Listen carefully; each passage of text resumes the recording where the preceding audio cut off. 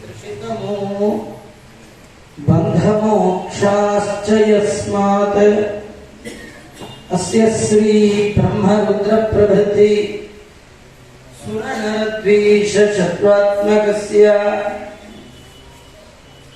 विष्णोर्व्यस्तात् समस्ताः सकल गुणनिधि सर्वदोष व्यपेतः पूर्णानंदो व्ययो यो गुरुरपि परमः चिन्तयेतं महान्तम्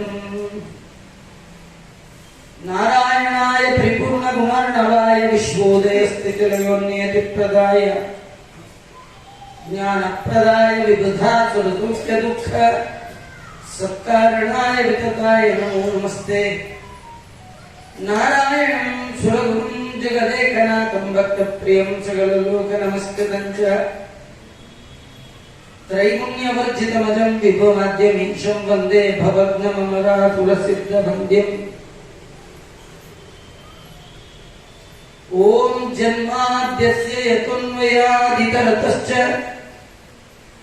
अर्थेष्वभिघ्नस्वराट् तेने ब्रह्महृदायादिकवये मुह्यन्तीं सूरयः तेजो वारिमृतं यथा विनिमयो यत्र त्रिसर्गो मृषा धाम्ना स्वेन सदा निरस्तकुहकं सत्यं परं धीमहि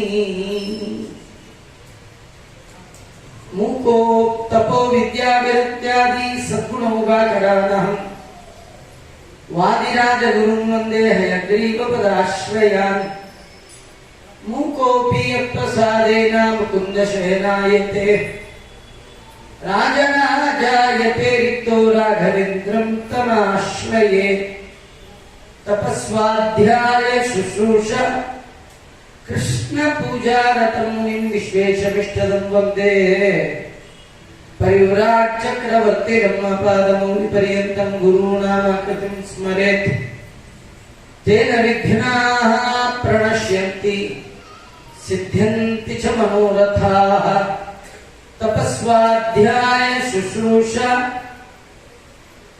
कृष्णपूजारतं मुनिं विश्वेशमिष्टदं वन्दे परिव्राट् चक्रवर्तिनं श्री गुरुभ्यो नमः हरि ओಂ ನಾನು ಇಲ್ಲಿಗೆ ಬರುವ ಮೊದಲು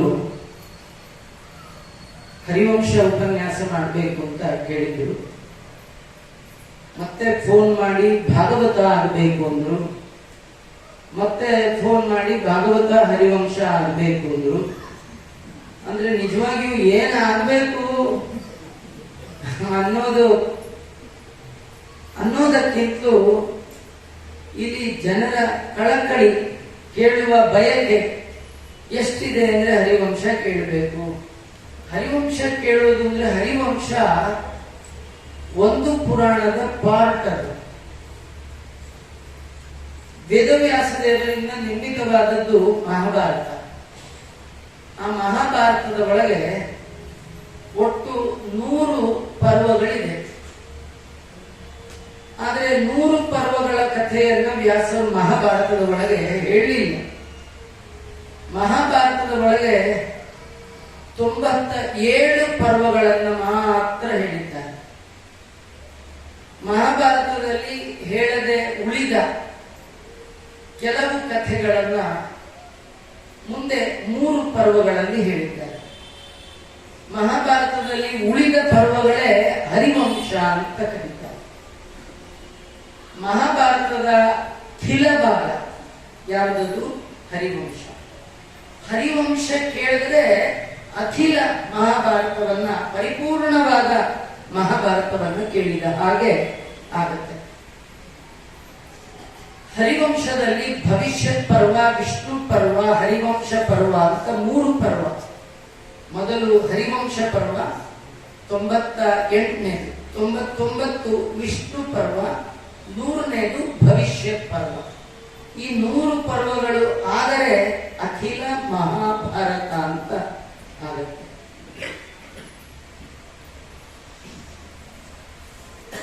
ಈ ಹರಿವಂಶದಲ್ಲಿ ಏನೆಲ್ಲ ಹರಿವಂಶ ಪರ್ವ, ವಿಷ್ಣು ಪರ್ವ ಇದೆ.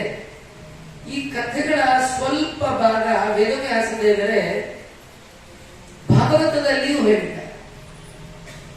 ಹಾಗಾಗಿ ಈಗ ನಾನು ಯಾವ ಕಥೆ ಹೇಳಬೇಕು ಅಂದ್ರೆ ಭಾಗವತ, ಮಹಾಭಾರತ, ಹರಿವಂಶ ಇಷ್ಟು ಹೇಳಬೇಕು. ಇಷ್ಟು ಸೇರಿದ್ರೆ 1,18,000 ಶ್ಲೋಕ. ಅಷ್ಟನ್ನು ನಾ ಎಷ್ಟೊತ್ತರೊಳಗೆ ಹೇಳ್ಬೇಕಂದ್ರೆ ವಿತಿನ್ 3 hours ಅಲ್ಲಿ ಹೇಳ್ಬೇಕು. ಅಲ್ಲ, ಮುಗಿಸ್ಬಿಡ್ಬೇಕು. ಈ ಮುಗಿಸೋ ಪ್ರೋಗ್ರಾಮ್ ಇಟ್ಕೊಳ್ಬಾರ್ದು. ನಾನು ಮುಗಿಸ್ಲಿಕ್ಕೆ ಹೋಗಲ್ಲ. ಇವೆಲ್ಲ ಮುಗಿಲಾರದ ಕಥೆಗಳು. ಟಿವಿಲ್ ಬರೋ ಸೀರಿಯಲ್ಲೇ ಮುಗಿದೋಗಲ್ಲ, ನಮ್ದೇ ಸೀರಿಯಸ್ ಆಗಿ ಮುಗಿದೋಗಲ್ಲ. ನಮ್ ಸೀರಿಯಲ್ ಮುಗಿಯತ್ತೆ. ಯಾವ ಸೀರಿಯಲ್ ಮುಗಿಯಲ್ಲ? ಏನೋ ಸೀರಿಯಲ್ ನೋಡ್ತಿದ್ರೆ 5027 ಎಪಿಸೋಡ್ ಅದು. ಇದೇ ಇಷ್ಟು ಎಪಿಸೋಡ್ ಗಟ್ಟಲೆ ಬರೋದಾದ್ರೆ ಕೃಷ್ಣನ, ರಾಮನ, ಮಹಾಭಾರತದ, ಪಾಂಡವರ, ಭಗವಂತನ ಭಕ್ತರ ಕಥೆ. ಈ ಕಥೆ ಸಂದೇಶ ಏನಂದ್ರೆ, ನಮ್ ಕಥೆ ಮುಗಿದು ಈ ಕಥೆ ಮುಗಿಬಾರ್ದು. ನಮ್ ಕಥೆ ಮುಗಿಯುವಾಗ ಈ ಕಥೆ ನೆನಪು ಬರ್ಬೇಕು. ನಮಗೆ ಏನಂತ ಬರ್ಬೇಕು? ಭಾಗವತದಲ್ಲಿ ಈ ಕಥೆ ಒಂದು ನಾನು ಕೇಳಲೇ ಇಲ್ಲ, ಮಹಾಭಾರತದಲ್ಲಿ ಇದು ಕೇಳಲೇ ಇಲ್ಲ, ಇದೊಂದು ಕಥೆ ಕೇಳಬೇಕಿತ್ತು ಅಂತ ಪ್ರಾಣ ಬಿಟ್ರೆ ಮುಂದಿನ ಜನ್ಮದಲ್ಲಿಯೂ ಕಥೆ ಕೇಳುವ ಭಾಗ್ಯ ಭಗವಂತ ಕೊಡ್ತಾನೆ. ಈ ಕೆಲವರು ಹಾಗಲ್ಲ, ರಾಮಾಯಣ ಮುಗಿಸ್ಬಿಟ್ಟೆ ಅಂತ, ಮಹಾಭಾರತ ಕೇಳ್ಬಿಟ್ಟೆ ಅಂತ. ಕೇಳಿ ಆಯ್ತು. ಇದು ಬಿಡ್ಲಿಕ್ಕೆ ಕೇಳೋದಲ್ಲ, ಹಿಡೀಲಿಕ್ಕೆ ಕೇಳೋದು. ಬಿಡಬಾರದು, ಹಿಡ್ಕೊಳ್ಬೇಕು. ಹಿಡ್ಕೊಳ್ಳೋವರೆಗೂ ಬಿಡದೆ ಕೇಳಬೇಕು. ಅದಕ್ಕೆ ನಾವು ಹಿಡ್ಕೊಳ್ಳಲ್ಲ, ಹಾಗೆ ಬಿಡೋ ಹಾಗೂ ಇಲ್ಲ. ಎಲ್ಲಿ ತನಕ ನಿಮ್ ಬಾಯಲ್ಲಿ ಭಾಗವತ ಬರೋಲ್ಲ ಅಲ್ಲಿವರೆಗೂ ಭಾಗವತ ಬಿಡದೆ ಕೇಳಬೇಕು. ಅಲ್ಲ ಸರಿ, ನಾವು ಯಾವಾಗ ಭಾಗವತ ಹೇಳೋದು? ಹೇಳ್ಬೋದ್ರಿ, ಎಲ್ಲರೂ ಹೇಳ್ಬೋದು. ಈ ಎಷ್ಟು ಫಿಲ್ಮಿ ಸಾಂಗ್ಸ್ ಅದಾಗದೆ ಬಾಯಿಗೆ ಬಂದ್ಬಿಡುತ್ತೆ. ಯಾಕೆ ಹೇಳಿ? ಕೇಳಿ ಕೇಳಿ ಬಂದ್ಬಿಡುತ್ತೆ. ಹಾಗೆ ನೀವು ಶ್ರವಣ ಎಷ್ಟು ಮಾಡ್ಬೇಕಂದ್ರೆ ನಿಮಗೆ ಅರಿವಿಲ್ಲದೆ ನಿಮ್ ಬಾಯಲ್ಲಿ ಅದು ಬರ್ಬೇಕು. ವಿತೌಟ್ ಯುವರ್ ನಾಲೆಡ್ಜ್ ಹೇಳ್ತಾ ಇದ್ದೀನಿ ಅಂತ ನಿಮ್ಗೆ ಎಚ್ಚರಿಕೆ ಇರಬಾರ್ದು. ಹಾಗೆ ನಿರರ್ಗಳವಾಗಿ ಹೇಳುವ ತನಕ ಕೇಳುವ ಕಾರ್ಯಕ್ರಮ ಇರಬೇಕು. ಈ ಹೇಳೋ ಯೋಗ್ಯತೆ ಬರ್ಬೇಕಾದ್ರೆ ಬಹುಜನ್ಮದಲ್ಲಿ ಯೋಗ್ಯತೆ ಸಂಪಾದನೆ ಮಾಡಿ ಕೇಳಬೇಕು. ಯೋಗ್ಯತೆ ಇಲ್ಲದೆ ಇದ್ದವ್ರು ಕೇಳಿದ್ರೆ ಅವ್ರ ತಲೆ ಒಳಗೆ ಏನು ಇಳಿಯಲ್ಲ. ಈ ಪ್ರವಚನ ಕೇಳೋದು ಅಂದ್ರೆ ಈಗ ತುಂಬಾ ಪ್ರೋಸೆಸ್ ಇದೆ. ಮೊದಲು ಕೇಳಬೇಕು ಅಂದ್ರೆ ಏನು? ಹೇಳೋ ಕಡೆ ನೀವು ಬರ್ಬೇಕು. ಪ್ರವಚನ ಇದೆ, ಯಾಜ್ಞವಲ್ಕಾಶ್ರಮದಲ್ಲಿ 3 ದಿನ ಪ್ರವಚನ ಇದೆ, ನೋಡ್ತೀನಿ ಅಂತ ಕೆಲವು. ನೋಡೋದಲ್ಲ, ಅದು ಕೇಳೋದು. ಹಾಗಾದ್ರೆ ನೀವು ಕೂತ್ ಕಡೆನೆ ನೋಡುವಂಥದ್ದಲ್ಲ, ಬಂದು ಕೇಳಬೇಕು. ಹಾಗಾದ್ರೆ ಕೇಳೋದು ಅಂದ್ರೆ ಎಲ್ಲಿ ಹೇಳ್ತಾರೋ ಆ ಗುಂಪಲ್ಲಿ ಕೂತ್ ಕೇಳೋದಿದೆಯಲ್ಲ, ಇದು ಮೊದಲ ಪ್ರೋಸೆಸ್. ಕೂತು ತಲೆ ಒಳಗೆಲ್ಲ ಹೇಳಿದ್ದೆಲ್ಲ ಇಳಿಯತ್ತೆ ಅನ್ನೋ ಗ್ಯಾರಂಟಿ ಇಲ್ಲ ಅಲ್ವಾ? ಎಲ್ಲೋ ಕೇಳ್ದಾಗಿದೆ ಅಂತ. ಕೆಲವರಂತೂ ನನ್ನ ನೋಡಿದ ತಕ್ಷಣ ಹೇಳ್ತಾರೆ, ನಿಮ್ ಪ್ರವಚನ ಹಾಕದೆ ನಾನು ನಿದ್ದೆನೆ ಮಾಡೋಲ್ಲ ಅಂತ. ಅಂದ್ರೆ ಅದ್ರ ಅರ್ಥ ಏನಂದ್ರೆ ಹಾಕಿದ ತಕ್ಷಣ ನಿದ್ದೆ ಮಾಡ್ಬಿಡ್ತೀನಿ. ನಿದ್ದೆ ಮಾಡಕ್ಕೆ ನಾನು ಪ್ರವಚನ ಮಾಡಿದ್ದಲ್ಲ ಅಲ್ಲ, ಅವ್ರು ಅದಕ್ಕೆ ಹೇಳಲ್ಲ. ನನ್ನ ಮನಸ್ಸು ನೋಡಿ, ನಿದ್ದೆ ಮಾಡ್ಬೇಕಾದ್ರೆ ನಿಮ್ ತಲೆಯೊಳಗೆ ಏನಾದ್ರೂ ಚಿಂತೆಗಳಿದ್ರೆ ನಿದ್ದೆ ಬರಲ್ಲ. ಮನಸ್ಸು ಪ್ರಶಾಂತ ಆಗಬೇಕು. ಎಲ್ಲವನ್ನು ಮರೆತವರಿಗೆ ನಿದ್ದೆ ಬರುತ್ತೆ ಅಲ್ವಾ? ನಿಮ್ ತಲೆಯೊಳಗೆ ಏನೇ ಇದ್ರು ಹುಳ ಏನ್ ಬರಲ್ಲ, ನಿದ್ದೆ ಬರುತ್ತೆ. ನಿದ್ದೆ ಬರ್ಬೇಕಾದ್ರೆ ಮೈಂಡ್ ಫ್ರೆಶ್ ಆಗಿ ನಿದ್ದೆ ಬರುತ್ತೆ. ತುಂಬಾ ಜನ ಪ್ರವಚನಕ್ಕೆ ಬಂದಾಗ ಹಾಗೆ ಯಾಕೆ ನಿದ್ದೆ ಮಾಡ್ತಾರೆ ಅಂದ್ರೆ, ಪ್ರವಚನ ಕೇಳ್ತಾ ಕೇಳ್ತಾ ಅವ್ರ ಮೈಂಡ್ ಫ್ರೆಶ್ ಆಗಿ ಮನೆಯ ಎಲ್ಲ ಚಿಂತೆಗಳು ಮತ್ತೆ ಹೋಗ್ಬಿಡುತ್ತೆ. ನಾನು ಎಲ್ಲಿ ಕೂತಿದ್ದೀನಿ ಅನ್ನೋದೇ ಮರ್ತು ಹೋಗ್ಬಿಡುತ್ತೆ. ಕೆಲವರು ನೋಡಿ ಕೂತ್ ಕಡೆನೆ ನಿದ್ದೆ ಮಾಡ್ತಾರೆ. ಅವ್ರಿಗೆ ಹಾಸಿಗೆ ಇಲ್ಲ, ಹೊತ್ತಿಗೆ ಇಲ್ಲ, ಹೊರಕೊಳ್ಳಕ್ಕೂ ಇರಲ್ಲ, ಹಾಗೆ ಸ್ಟ್ರೈಟ್ ಆಗಿ ನಿದ್ದೆ ಮಾಡಿಸ್ತಾರೆ. ಅಂದ್ರೆ ನಿದ್ದೆ ಮಾಡಬೇಕಾದ್ರೆ ಮನಸ್ಸು ಆದ್ರೆ ಅಷ್ಟು ಡೀಪ್ ಸ್ಲೀಪ್ ಬರುತ್ತೆ. ನಿಮ್ ಮನಸ್ಸಿನಲ್ಲಿ ಏನೋ ರೋಗ ರುಜಿನ ಗೋಳು ಸಾಲ ಅದು ಇದು ಬಾಧೆ ಇದ್ರೆ ನಿದ್ದೆ ಬರುತ್ತೆ. ಹಾಗಾದ್ರೆ ಈ ಕೇಳೋ ತಲೆ ಒಳಗೆಲ್ಲ ಹೇಳಿದ್ದು ಇಳಿಯಲ್ಲ. ಕೇಳಬೇಕು, ಕೇಳಿದ್ದು ತಲೆ ಒಳಗೆ ಇಳಿಬೇಕು. ಇಳಿಯೋದು ಎರಡನೇ. ಇಳಿದ್ರು ಸಾಲಲ್ಲ, ತಿಳಿಬೇಕು. ನಾ ಏನು ಹೇಳ್ತಿದ್ದೀನಿ ನಿಮ್ಗೆ ಅರ್ಥ ಆಗ್ಬೇಕು. ಕೇಳ್ಬೇಕು, ಕೇಳಿದ್ದು ತಲೆ ಒಳಗೆ ಇಳಿಬೇಕು, ಇಳಿದದ್ದು ತಿಳಿಬೇಕು. ತಿಳಿದ್ರೆ ಸಾಲಲ್ಲ, ತಲೆ ಒಳಗೆ ಉಳಿಬೇಕು ಅಲ್ವಾ? ಉಳಿದೇ ಇದ್ರೇನು? ಇಲ್ಲಿ ಮನೆಗೆ ಹೋಗೋದು ಮರ್ತು ಬಿಟ್ರೆ ಕೆಲವರು ಪ್ರವಚನ ಕೇಳ್ತಾರೆ, ಎಷ್ಟು ಚಂದ ಹೇಳ್ತಾರೆ ಪ್ರವಚನ. ನೀವು ಸುಮ್ಮನೆ ಮನೆ ಕೂತಿರ್ತೀರಿ, ಪ್ರವಚನಕ್ಕೆ ಬರಬಾರ್ದ ಅಂದ್ರೋ ಅವ್ರು ಹೇಳ್ತಾರೆ. ಏನ್ ಹೇಳಿದ್ರು ಹೇಳಿ, ಅವ್ರ ಬಾಯಲ್ಲೇ ಕೇಳ್ಬೇಕು. ಯಾಕಂದ್ರೆ ನೀವು ಕೇಳಿಲ್ಲ, ಕೇಳಿದಿರಿ ಮರ್ತೋಗಿದೆ. ಅಂದ್ರೆ ಕೇಳ್ಬೇಕು, ಇಳಿಬೇಕು, ತಿಳಿಬೇಕು, ಉಳಿಬೇಕು. ಇದನ್ನಾಕಾದ್ರೂ ಪ್ರಯೋಜನ ಇಲ್ಲ ರೀ. ನಿಮಗೆ ಸಾಯೋ ಕಾಲದಲ್ಲಿ ಕೇಳಿದ್ದು ನೆನಪಿಗೆ ಬರ್ಬೇಕು. ನೀವು 1 ವರ್ಷ ಸ್ಕೂಲ್ಗೆ ಹೋದ್ರೆ ಪ್ರಯೋಜನ ಇಲ್ಲ, ಯೂನಿಫಾರ್ಮ್ ಹಾಕೊಂಡು ಹೋದ್ರೂ ಪ್ರಯೋಜನ ಇಲ್ಲ, ಎಲ್ಲಾ ಸಬ್ಜೆಕ್ಟ್ ಚೆನ್ನಾಗಿ ಓದಿದ್ರು ಪ್ರಯೋಜನ ಇಲ್ಲ. ಲಾಸ್ಟ್ ಡೇ ಫೈನಲ್ ಎಕ್ಸಾಮ್ ಅಲ್ಲಿ 3 ಅವರ್ಸ್ ಅಲ್ಲಿ ವರ್ಷದಲ್ಲಿ ಓದಿದ ಎಲ್ಲ ನೆನಪಿಗೆ ಬರ್ಬೇಕು. ನೆನಪಿಗೆ ಬರ್ದೇ ಇದ್ರೆ ಇಡೀ ವರ್ಷ ವೇಸ್ಟ್. ಇಲ್ಲಿ ವರ್ಷ ವೇಸ್ಟ್, ಇಲ್ಲಿ ಇಡೀ ಜೀವನವೇ ವೇಸ್ಟ್. ಸಾಯೋ ಕಾಲಕ್ಕೆ ನಾವು ಮಾಡಿದ ದಾನ, ನಾವು ಮಾಡಿದ ಧರ್ಮ, ನಾವು ಮಾಡಿದ ಶ್ರವಣ, ಎಲ್ಲದರ ಮೂಲ ಉದ್ದೇಶ ಏನಂದ್ರೆ ಸಂತತಂ ಚಿಂತೆಯೇನಂತಂ ಅಂತ್ಯಕಾಲೇ ವಿಶೇಷತಃ. ಹರಿಸ್ಮರಣೆ ಮಾಡೋ ನಿರಂತರ. ಅಂತ್ಯಕಾಲದಲ್ಲಿ ಭಗವಂತನ ಸ್ಮರಣೆಗಾಗಿ ನಮ್ಮೆಲ್ಲ ಸತ್ಕರ್ಮಗಳು, ನಮ್ಮ ಎಲ್ಲ ಸತ್ಕರ್ಮಗಳ ಮೂಲ ಉದ್ದೇಶ ಅಂತ್ಯಕಾಲದಲ್ಲಿ ದೇವರ ನೆನಪು ಬರಲಿ. ಇಡೀ ವರ್ಷ ಓದುವ ವಿದ್ಯಾರ್ಥಿಯ ಮೂಲ ಉದ್ದೇಶ ರ್ಯಾಂಕ್ ಬರಬೇಕು.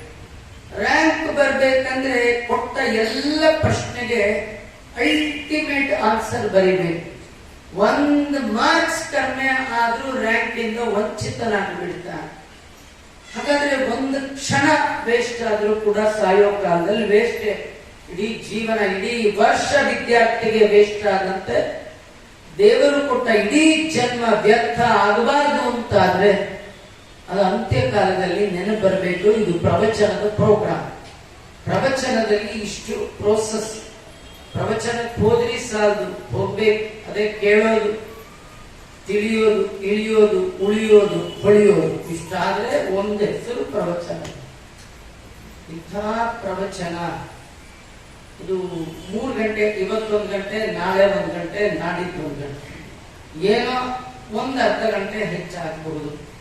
ಕೆಲವರು ಹೆಚ್ಚಾದ್ರೆ ಮೆಲ್ಲ ಕಡೆ ಕೂತವ್ರು ಹಾಗೆ ಹೊರಟೋದು. ಇವ್ರೇನೋ 1 ಗಂಟೆ ಬಿಡ್ತಾರೆ ಅನ್ಕೊಂಡು ಬಂದಿದ್ದು, ಬಿಡೋ ಹಂಗೆ ಕಾಣ ಹಾಗಿಲ್ಲ ಇವರು ಅಂತ ಹೇಳಿ ಮೇಲೆ ಹೊರಟೋದು. ಯಾವಾಗ್ಲೂ ಸ್ವೀಟ್ ಸ್ವೀಟ್ ಸ್ವೀಟ್ ಇರುವಾಗಲೇ ಬಿಟ್ಬಿಟ್ರೆ ಚೆನ್ನ. ಬೋರ್ ಆಗಿ ಎದ್ದೋಗೋ ಮುಂಚೆ ಬಿಟ್ಬಿಡ್ಬೇಕು ಅಲ್ವಾ? ಹಾಗೆ 1 ಗಂಟೆ ಕೇಳ್ಬೋದು. ದೇವ್ರ ಕಥೆನೇ ಅಷ್ಟೇ. ಅದೇ ಈ ಪಕ್ಕದ ಮನೆ, ಹಿಂದಿನ ಮನೆ ಕಥೆ ಅಂದ್ರೆ ಗಂಟುಗಟ್ಲೆ ಹೇಳೋ, ಹೌದಾ ತಲೆ ಆಡಿಸ್ಕೊಂಡು ಭಾರಿ ಇಂಟ್ರೆಸ್ಟ್ ಇಂದ ಭಕ್ತಿಯಿಂದ ಕೇಳ್ತಾರೆ. ಹಿಂದಿನ ಮನೆಯವ್ರು ಓಡೋಗಿದ್ ಸುದ್ದಿ, ಪಕ್ಕದ ಮನೆಯವ್ರು ಹಾಳಾಗಿದ್ ಸುದ್ದಿ, ಇನ್ಯಾರ್ದೋ ಮನೆ ಕಳ್ತನದ ಸುದ್ದಿ, ಇಂಥ ಸುದ್ದಿ, ಜಾರರ ಸುದ್ದಿ, ಚೋರರ ಸುದ್ದಿಯಲ್ಲಿ ಇರುವ ಇಂಟ್ರೆಸ್ಟ್ ಭಗವಂತನ ಕಥೆಯಲ್ಲಿ ಬರೋಲ್ಲ. ಅಷ್ಟು ಸುಲಭಕ್ಕೆ ಬರಲ್ಲ. ಬಹುನಾಂ ಜನ್ಮನಾಂ ಅಂತೆ, ತುಂಬಾ ಜನ್ಮಗಳ ಪರಿಪಾಕ ಇದ್ದವರಿಗೆ ಪರಮಾತ್ಮನ ಕಥೆ ಕೇಳುವಲ್ಲಿ ಆಸಕ್ತಿ, ಇಂಟ್ರೆಸ್ಟ್ ಬರುತ್ತೆ. ಶ್ರೀರಮಣ ತವ ಚರಣ ದೊರಕುವುದು ಹೆಂಗಿನ್ನು ಪರಮ ಪಾಪಿಷ್ಟ ನಾನು. ಯಾಕೆ? ಭಾವಜ್ಞರಲ್ಲಿ ಭಾಗವತ ಕೇಳುವಲ್ಲಿ ಆದರವೇ ಹುಟ್ಟಲಿಲ್ಲ. ಆದರ ಅಂದ್ರೆ ಶ್ರದ್ಧೆ. ಶ್ರದ್ಧೆಯಿಂದ ದೇವರ ಕಥೆ ಕೇಳಬೇಕಂತ. ಶ್ರದ್ಧೆಯಿಂದ ಕೇಳೋದು ಅಂದ್ರೆ ನಿಮ್ ದೇವರ ಕಥೆ ನೀವು ಕೇಳಲಿಕ್ಕೆ ಕೂತಾಗ ನಿಮ್ ಮೈಂಡ್ ಡೈವರ್ಷನ್ ಆಗ್ಲಿಲ್ಲ ಅಂತ ನಿಮ್ಮ ಮನಸ್ಸು ಮನೆ ಕಡೆ ಹೋಗ್ಲಿಲ್ಲ ಅಂತಾದ್ರೆ, ನಿಮ್ಮ ಮನಸ್ಸು ದೇವರನ್ನು ಬಿಟ್ಟು ಇನ್ನೊಂದರ ಕಡೆ ಹೋಗ್ಲಿಲ್ಲ, ಹೇಳುವ ಕಥೆಯ ಕಡೆಗೆ ನಿಮ್ಮ ಮನಸ್ಸು, ಮಾತು, ಮೈ, ಕೈ, ಕಿವಿ ಎಲ್ಲ ಕೊಟ್ಟು ಕೇಳ್ತಾ ಇದ್ದೀರಿ, ಮೈಯೆಲ್ಲ ಕಿವಿಯಾಗಿ ಕೇಳ್ತಾ ಇದ್ದೀರಿ ಅಂದಾಗ ಮಾತ್ರ ಆ ಕಥೆಯಲ್ಲಿ ಏಕಾಗ್ರತೆ ಬರುತ್ತೆ. ನಿಮ್ಮ ಮನಸ್ಸು ಚೂರು ಡೈವರ್ಟ್ ಆದು ಕಥೆ ಕೇಳಿದ್ದು ವ್ಯರ್ಥ. ಹೀಗೆ ಶ್ರೀಮದ್ ಭಾಗವತ ಕಥೆಯನ್ನ ಶ್ರವಣ ಮಾಡಬೇಕು. ಸುಮಾರು 1,23,000 ಶ್ಲೋಕಗಳನ್ನ ನಾನು 3 ದಿನದಲ್ಲಿ 3 ಗಂಟೆಯಲ್ಲಿ ಹೇಳಕ್ಕಾಗತ್ತಾ? ನೀವು ವಿಚಾರ ಮಾಡಿ. ಅದಕ್ಕೆ ನಾನು ಏನಪ್ಪಾ ಅಂದ್ರೆ ಸ್ವಲ್ಪ ಸ್ಯಾಂಪಲ್ ಪೀಸ್, ಈ ಮಾರ್ಕೆಟ್ನವರು ಪ್ರಾಡಕ್ಟ್ ಲಾಂಚ್ ಮಾಡಿದಾಗ ಡೀಲರ್ಸ್ಗೆ ಚೂರು ಸ್ಯಾಂಪಲ್ ಕೊಟ್ಟ ಹಾಗೆ ನಿಮಗೆಲ್ಲ ನಾನು ಚೂರು ಸ್ಯಾಂಪಲ್ ಮಾತ್ರ, ಇವತ್ತೊಂಚೂರು, ನಾಳೆ ಒಂಚೂರು, ನಾಡಿದ್ದೊಂಚೂರು, ನೀವು ಚೂರು ಕೊಡ್ತೀನಿ ನೋಡಿ. ನಿಮ್ಗೆ ಟೇಸ್ಟ್ ಅನಿಸಿದ್ರೆ ಏನು, ನಂದ ತನೆಯ ಗೋವಿಂದನ ಕಥೆ ಅದು ಮಧುರವಾದ ಸ್ವೀಟೆಸ್ಟ್ ಮಿಠಾಯಿ ಅಂತ ಅನಿಸಿದ್ರೆ ನೆಕ್ಸ್ಟ್ ಟೈಮ್ ಅವ್ರನ್ನ ಕೇಳ್ಬೇಡಿ, ನನ್ ಕೇಳಬೇಡಿ, ಯಾಜ್ಞವಲ್ಕ್ಯರನ್ನ ಕೇಳಿ, ಆಂಜನೇಯನ್ ಕೇಳಿ, ಇನ್ನೊಂದು ಕೊಡಿಸು, ಇನ್ನೊಂದ್ಸತಿ ಕೇಳಬೇಕು. ನಿಮ್ಗೆ ತುಂಬಾ ಇಂಟ್ರೆಸ್ಟ್ ಇದ್ರೆ ಮಾತ್ರ ದೇವರು ಅದು ಕೂಡಿಸ್ತಾರಂತೆ. ಯೋಗ ಅಂದ್ರೆ ಕೂಡುವಿಕೆ ಅಂದ್ರೆ ನಾನ್ ಬರುವಿಕೆ, ನೀವು ಕೇಳಿದ್ರು ಯೋಗ, ನಮ್ ಯೋಗ ನೀವು ಸಿಕ್ಕ್ರಿ. ಯೋಗ ಅಂದ್ರೆ ಕೂಡುವಿಕೆ, ಅಪ್ರಾಪ್ತಸ್ಯ ಪ್ರಾಪ್ತಿ ಯೋಗ ಅಂತ ಕೃಷ್ಣ ಯೋಗಕ್ಷೇಮಂ ವಹಾಮ್ಯಹಂ ಅನ್ನುವಾಗ ಯೋಗ ಶಬ್ದದ ಅರ್ಥವನ್ನ ತಿಳಿಸಿಕೊಡ್ತಾರೆ. ಹಾಗಾಗಿ ನಾನು ಈ 3 ದಿನಗಳಲ್ಲಿ ಈ ಎಲ್ಲ ಕಥೆಗಳ ಚೂರು ಭಾಗವನ್ನ 1 ಗಂಟೆಗಳ ಕಾಲ ಉಪನ್ಯಾಸ ಮಾಡಿ ಮುಖ್ಯ ಪ್ರಾಣದೇವರ ಅಂತರ್ಯಾಮಿಯಾದ ರಾಮನಿಗೆ ಅರ್ಪಣೆ ಮಾಡುವ ಪ್ರಯತ್ನವನ್ನು ಮಾಡ್ತೀನಿ. ಇದರಲ್ಲಿ ವ್ಯಾಸರಿಂದ ರಚಿತವಾದ ಗ್ರಂಥಗಳಲ್ಲಿ ಕಟ್ಟಕಡೆಯ ಪುರಾಣ ಗ್ರಂಥ ಶ್ರೀಮದ್ ಭಾಗವತ. ಬ್ರಹ್ಮಾದಿ ದೇವತೆಗಳೆಲ್ಲ ತತ್ವಜ್ಞಾನ ಬೇಕು ಅಂತ ದೇವರಲ್ಲಿ ಪ್ರಾರ್ಥನೆ ಮಾಡಿದ್ದಾರೆ. ಆ ಎಲ್ಲ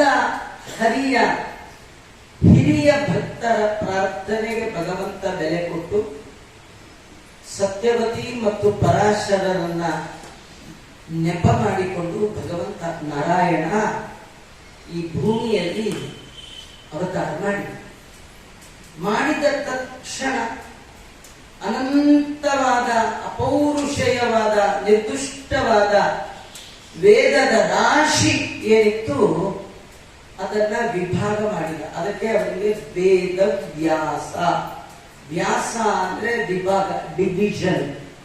ವೇದ ಅಂದ್ರೆ ವೇದಗಳನ್ನ ಬೇರೆ ಬೇರೆಯಾಗಿ ಮಾಡಿದ.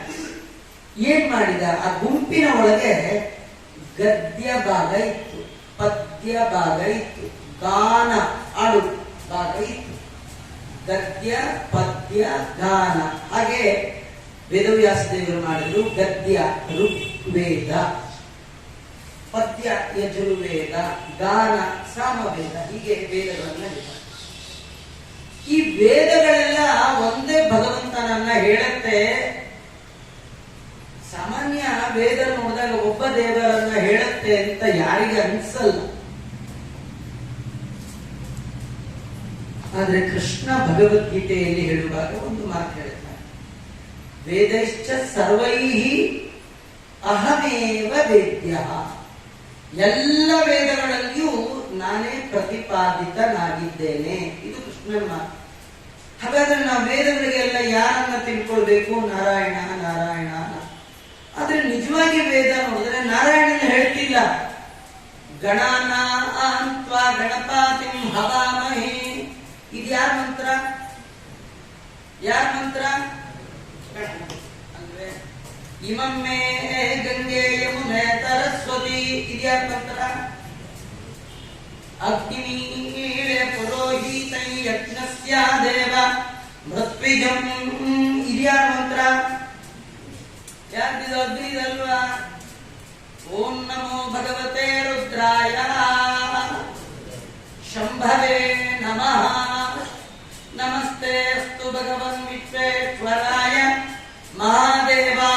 ತ್ರಯಂಬಕಾಯ ತ್ರಿಪುರಾಂತಕಾಯ ತ್ರಿಕಗ್ನಿಕಾಲಾಯ ಕಾಲಾಗ್ನಿರುದ್ರಾಯ ನೀಲಕಂಠಾಯ ಮೃತ್ಯುಂಜಯಾಯ ಸರ್ವೇಶ್ವರಾಯ ಸದಾಶಿವಾಯ ಶ್ರೀಮನ್ಮಹಾದೇವಾಯ ನಮಃ.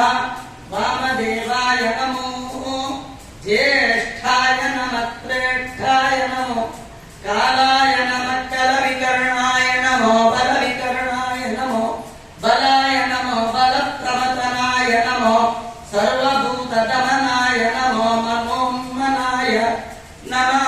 ಇದ್ಯಾರ ಮಂತ್ರ ಗೊತ್ತಿದೆ ಅಲ್ಲ? ಶಿವನ ಮಂತ್ರ ಇದು. ಇಂದ್ರಂ ವೋ ವಿಶ್ವತಸ್ಪರಿ ಹವಾಮಹೇ, ಇದ್ಯಾರ ಮಂತ್ರ? ಇಂದ್ರದೇವ ಮಂತ್ರ ಅಲ್ವಾ? ನಾರಾಯಣಾಯ ವಿದ್ಮಹೇ ವಾಸುದೇವಾಯ ಧೀಮಹಿ, ಇದ್ಯಾರ ಮಂತ್ರ? ಎಲ್ಲಾ ಮಂತ್ರಗಳು ಒಬ್ಬನ್ನ ಹೇಳ್ತಾ ಇದೆಯೋ ಬೇರೆ ಬೇರೆಯವ್ರನ್ನ ಹೇಳ್ತಾ ಇದೆಯೋ? ಆದ್ರೆ ಕೃಷ್ಣ ಹೇಳ್ತಾನೆ ಯಾರನ್ನು ಹೇಳ್ತಿಲ್ಲ, ಎಲ್ಲ ನನ್ನೇ ಹೇಳ್ತಾ ಇದೆ. ಇದು ಹೇಗೆ ತಿಳ್ಕೊಳ್ಳೋದು? ಅದಕ್ಕಾಗಿ ವೇದವ್ಯಾಸ ದೇವರು ರಚನೆ ಮಾಡಿದ ಗ್ರಂಥವೇ ಬ್ರಹ್ಮಸೂತ್ರಗಳು. ಬ್ರಹ್ಮಸೂತ್ರಗಳನ್ನ ಅಧ್ಯಯನ ಮಾಡಿದಾಗ ಮಾತ್ರ ವೇದಕ್ಕೆ ಏಕರೂಪತೆಯ ಅರ್ಥ ಗೊತ್ತಾಗುತ್ತೆ. ನಮಗೆ ವೇದ ಅರ್ಥ ಆಗಲಿಲ್ಲ, ವೇದಾಂತವಾದ ಬ್ರಹ್ಮಸೂತ್ರವೂ ಅರ್ಥ ಏನು ಅರ್ಥ ಆಗಲ್ಲ. ಏನು ಅರ್ಥ ಮಾಡ್ಕೊಳಕ್ಕಾಗದೆ ಇದ್ದವ್ರಿಗೆ ಮನುಷ್ಯರು ಅಂತ. ನಮ್ಗೆ ಬೇರೆ ಊರಲ್ಲಿರೋದೆಲ್ಲ ಅರ್ಥ ಆಗತ್ರಿ. 10 ವರ್ಷದ ಕೆಳಗೆ ಪಾಕಿಸ್ತಾನ ಮತ್ತು ಇಂಡಿಯಾ ಮ್ಯಾಚ್ ಅಲ್ಲಿ ಲಾಸ್ಟ್ ಬೌಲಿಂಗ್ ಮಾಡಿದ್ಯಾರು ಅಂದ್ರೆ ಟಕ್ ಅಂತೆಲ್ಲ ಹೇಳ್ಬಿಡ್ತಾರೆ ಅಲ್ವಾ? ಅದ್ರೊಳಗೆ ಅದೇ ರಾಮಾಯಣದಲ್ಲಿ ರಾಮನ ಅಪ್ಪ ಹೆಸರೇನು ಅಂದ್ರೆ ಯಾರಿಗೂ ಗೊತ್ತಿಲ್ಲ. ಮುಂದೆ ನೋಡಿ ಕಡೆಗೆ ಯಾರೋ ದಶರಥ ಕೇಳಿದ್ದೆ ಅಂತ ಹೇಳಿದ್ದೆ, ನೆನಪಿಲ್ಲ, ಇರ್ಬೋದೇನೋ ನೋಡಿ. ಕೆಲ್ಸಕ್ಕೆ ಬಾರದ್ದೆಲ್ಲ ನೆನಪಿರುತ್ತೆ, ಬೇಕಾದ ನೆನಪೇ ಉಳಿಯುತ್ತೆ. ಹಾಗೆ ದೇವರಿಗಂದ್ರೆ ನಮಗೆ ಮರ್ತ್ ಹೋಗುತ್ತೆ. ಕೆಲವರಿಗೆ ವಿಷ್ಣು ಸಹಸ್ರನಾಮ ಹೇಳಿದ್ರೆ ಬೆಳಗ್ಗೆ ಶುರು ಮಾಡಿದ್ರೆ ರಾತ್ರಿ ಆದ್ರೂ ಮುಗಿಯಲ್ಲ. ರಿಪಿಟೇಷನ್ ಹೇಳಿದ್ರೆ ಹಳೆ ಟೇಪ್ ರಿಕಾರ್ಡಲ್ಲಿದ್ದಾರೆ ಹೇಳಿದ್ದೆ ಹೇಳಿ ಮರ್ತ್ ಹೋಗುತ್ತೆ. ಅದೇ 150 ಫೋನ್ ನಂಬರ್ ಹೇಳಿನಿ, ಎಲ್ಲರಿಗೂ ಫೋನ್ ನಂಬರ್ ನೆನಪು. ದೇವರು ನಾವು ಬಿಟ್ಟು ಉಳಿದದ್ದೆಲ್ಲ ನಮಗೆ ನೆನಪಿರ್ತೀವಿ. ನಮ್ಮ ಮನೆ ಬರ ನಮ್ಗೆ ದೇವ್ರ ನೆನಪೇ ಇಲ್ಲ. ಹಾಗಾಗಬಾರ್ದು, ದೇವರು ನೆನಪಿರ್ಬೇಕು. ನಮ್ಗೆ ವೇದ ಅರ್ಥ ಆಗಲಿಲ್ಲ, ವೇದಾಂತ ಬ್ರಹ್ಮಸೂತ್ರ ಅರ್ಥ ಆಗದಿದ್ದಾಗ ವೇದವ್ಯಾಸ ದೇವರು ನಮ್ಗೆಲ್ಲ ವೇದಾಂತದ ತಿರುಳನ್ನ ಕಥೆಯ ರೂಪವಾಗಿ ಹೇಳಿದರು.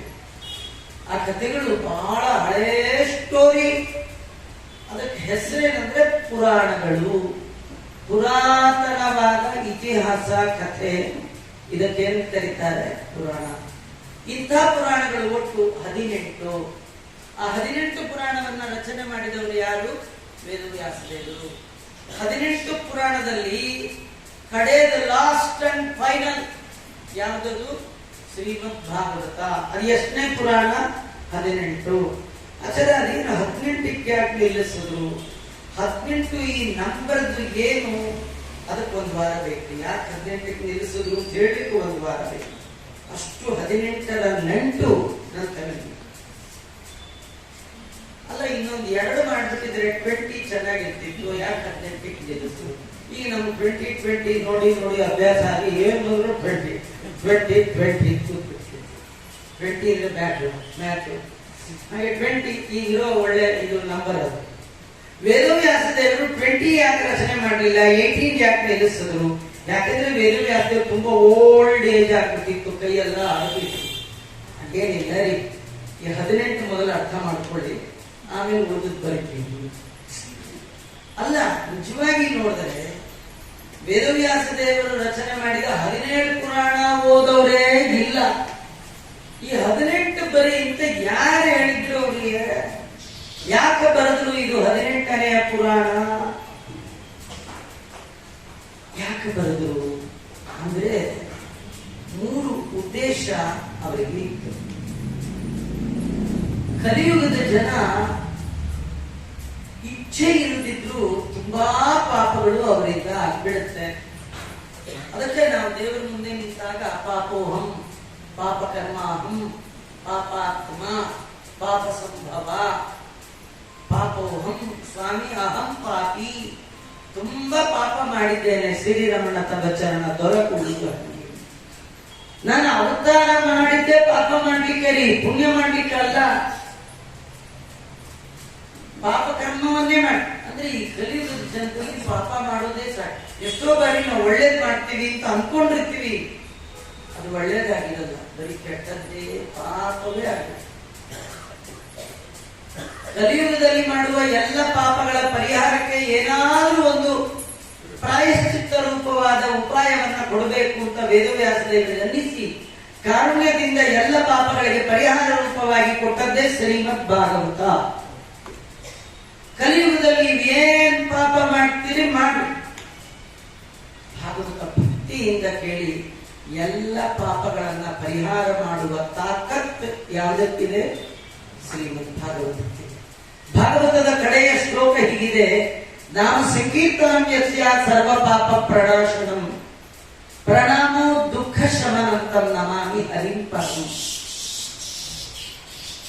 ನಾಮ ಸಂಕೀರ್ತನಂ ಯಸ್ಯ, ಯಾವ ಭಗವಂತನ ನಾಮ ಸಂಕೀರ್ತನೆ ಮಾಡುವ ಮಾತ್ರದಿಂದಲೇ ಮಾಡಿರುವ ಬೆಟ್ಟದಷ್ಟು ಪಾಪವನ್ನ ಕ್ಷಣ ಮಾತ್ರಕ್ಕೆ ಸುಡುವ ತಾಕತ್ತಿದೆಯೋ ಅಂತಹ ನಾಮದ ಒಡೆಯನಾದ ಭಗವಂತ ನಮ್ಮನ್ನು ಪಾಪಗಳಿಂದ ಬಿಡುಗಡೆ ಮಾಡಲಿ ಅಂತ ಹೇಳಿ ಆ ಪರಮಾತ್ಮನ ನಾಮ ಸಂಕೀರ್ತನೆಯನ್ನು ಮಾಡಿ